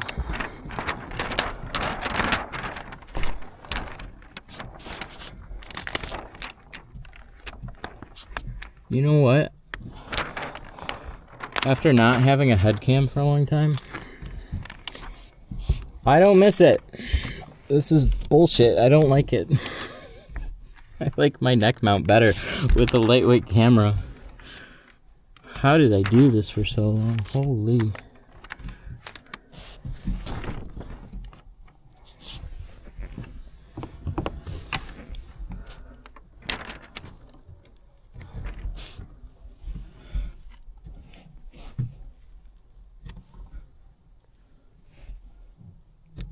There we go. I think we're all covered. That's good. Have you ever had a car that you couldn't tint? Oh yeah, absolutely. There's still cars I wouldn't tint today. I don't think everything deserves tint. But that's why there's other people in other shops that see it differently. I just don't like it. There's like classic cars I don't want to touch. That's most of it. So if you just... Let me take this off. I actually do not like this. Because my head is bumping. Yeah, for this I use my other camera. I just don't have the headroom on this one. I'm trying to lean in here with the squeegee. It's annoying. Slim sweep, bitch. Look at that. Look at that get back there. Ta-da. Lots of water. Lots of water helps. Don't be shy.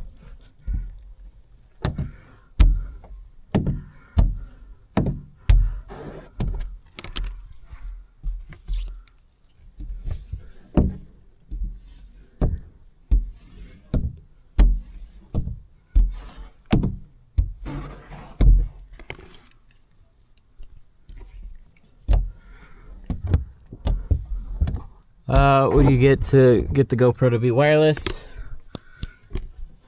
So it's got a streaming feature called RTMP. And RTMP is a streaming protocol where you can stream to a server. So it'll say YouTube, Facebook, and RTMP. And then you get a little server box, and you type in the address and you click stream, and it streams to it just like it would YouTube. Almost done.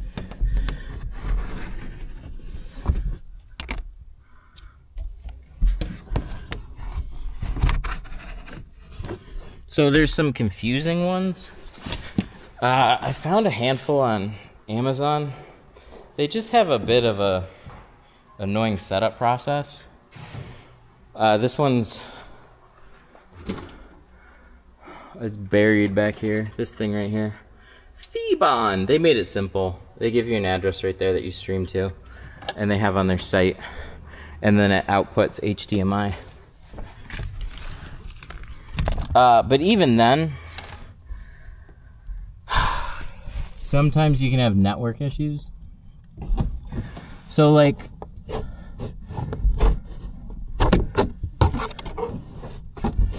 I don't know. I managed to get it to work finally with this camera, but I had to get a different router to do it. And I had a pretty good router to begin with. So I don't know what made this one work, but yay, that finger went away. Good. But if you're looking to just do it, Febon, this, and then I got the Ubiquiti Dream Router. And that's not even plugged into internet. That plugs into this, plugs into or HDMI out to capture card. So it's completely off my network.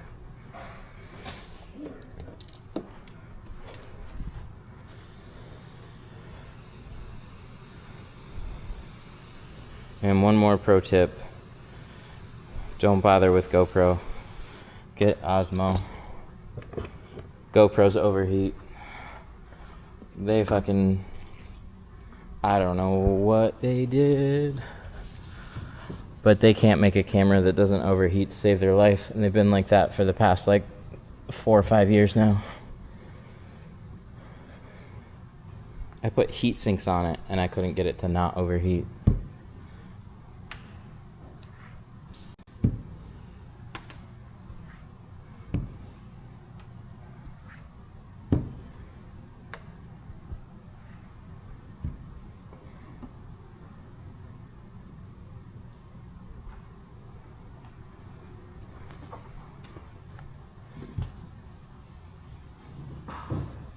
Are cars with rear rollout privacy screens tricky?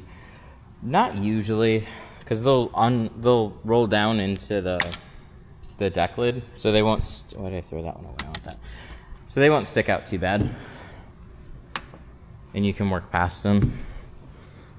Mercedes is the one that comes to mind that does that.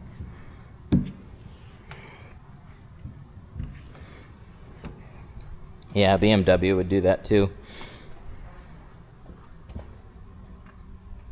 That's a lot of tech.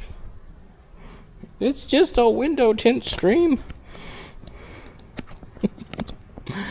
Oh, I got the cage on it. It doesn't like both. Hang on, let me pop it out of the cage. See, I got something coming, so I don't have to deal with this garbage anymore. There, now it just clips. Because the Osmo is really smart with its clip system, but this thing, I don't like this. I don't like this at all. You can't change the battery. It's difficult to put in. I don't like it.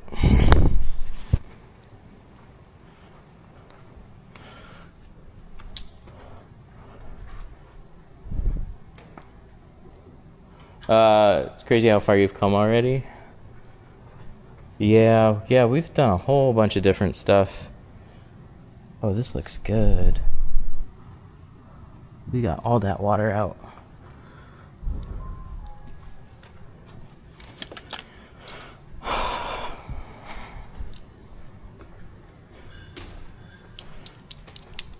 $10, Mr. Clean. Thank you. I appreciate that a lot. It's good hanging out with you today.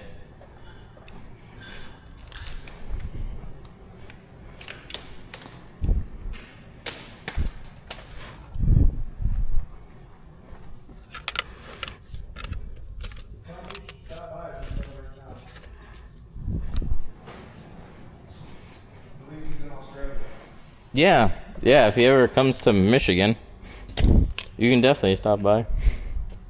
A lot of people can stop by.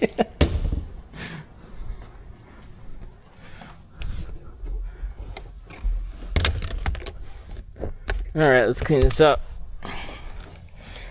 How do you cut film off of a 5 or 6 foot roll, horizontal or vertical? So if it's on a back window, just orient the roll so it's up and down.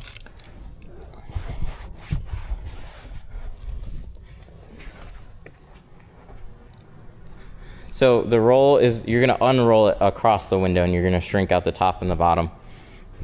Same thing for the doors, it's just easier that way.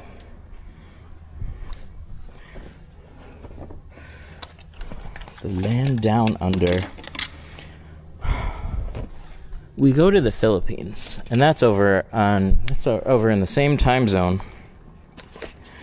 But we want to make a trip to Japan. That's our goal next. We're gonna go to the Philippines and then swing over to the Japan, I think. I shouldn't have done this. No, I got... Where'd I put that?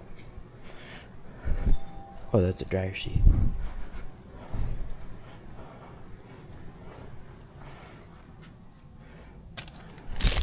This is what I want.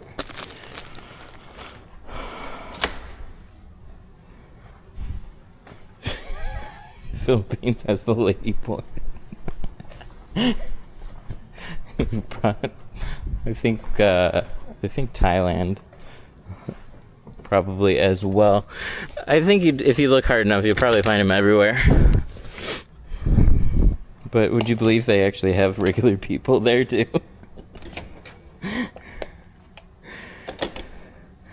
I'll be in Japan in December this year. Really? Because that's when we're thinking about going to the Philippines, so we want to make a trip over to Japan right when we're there. Most likely December. But it might be January. I gotta do these quarters.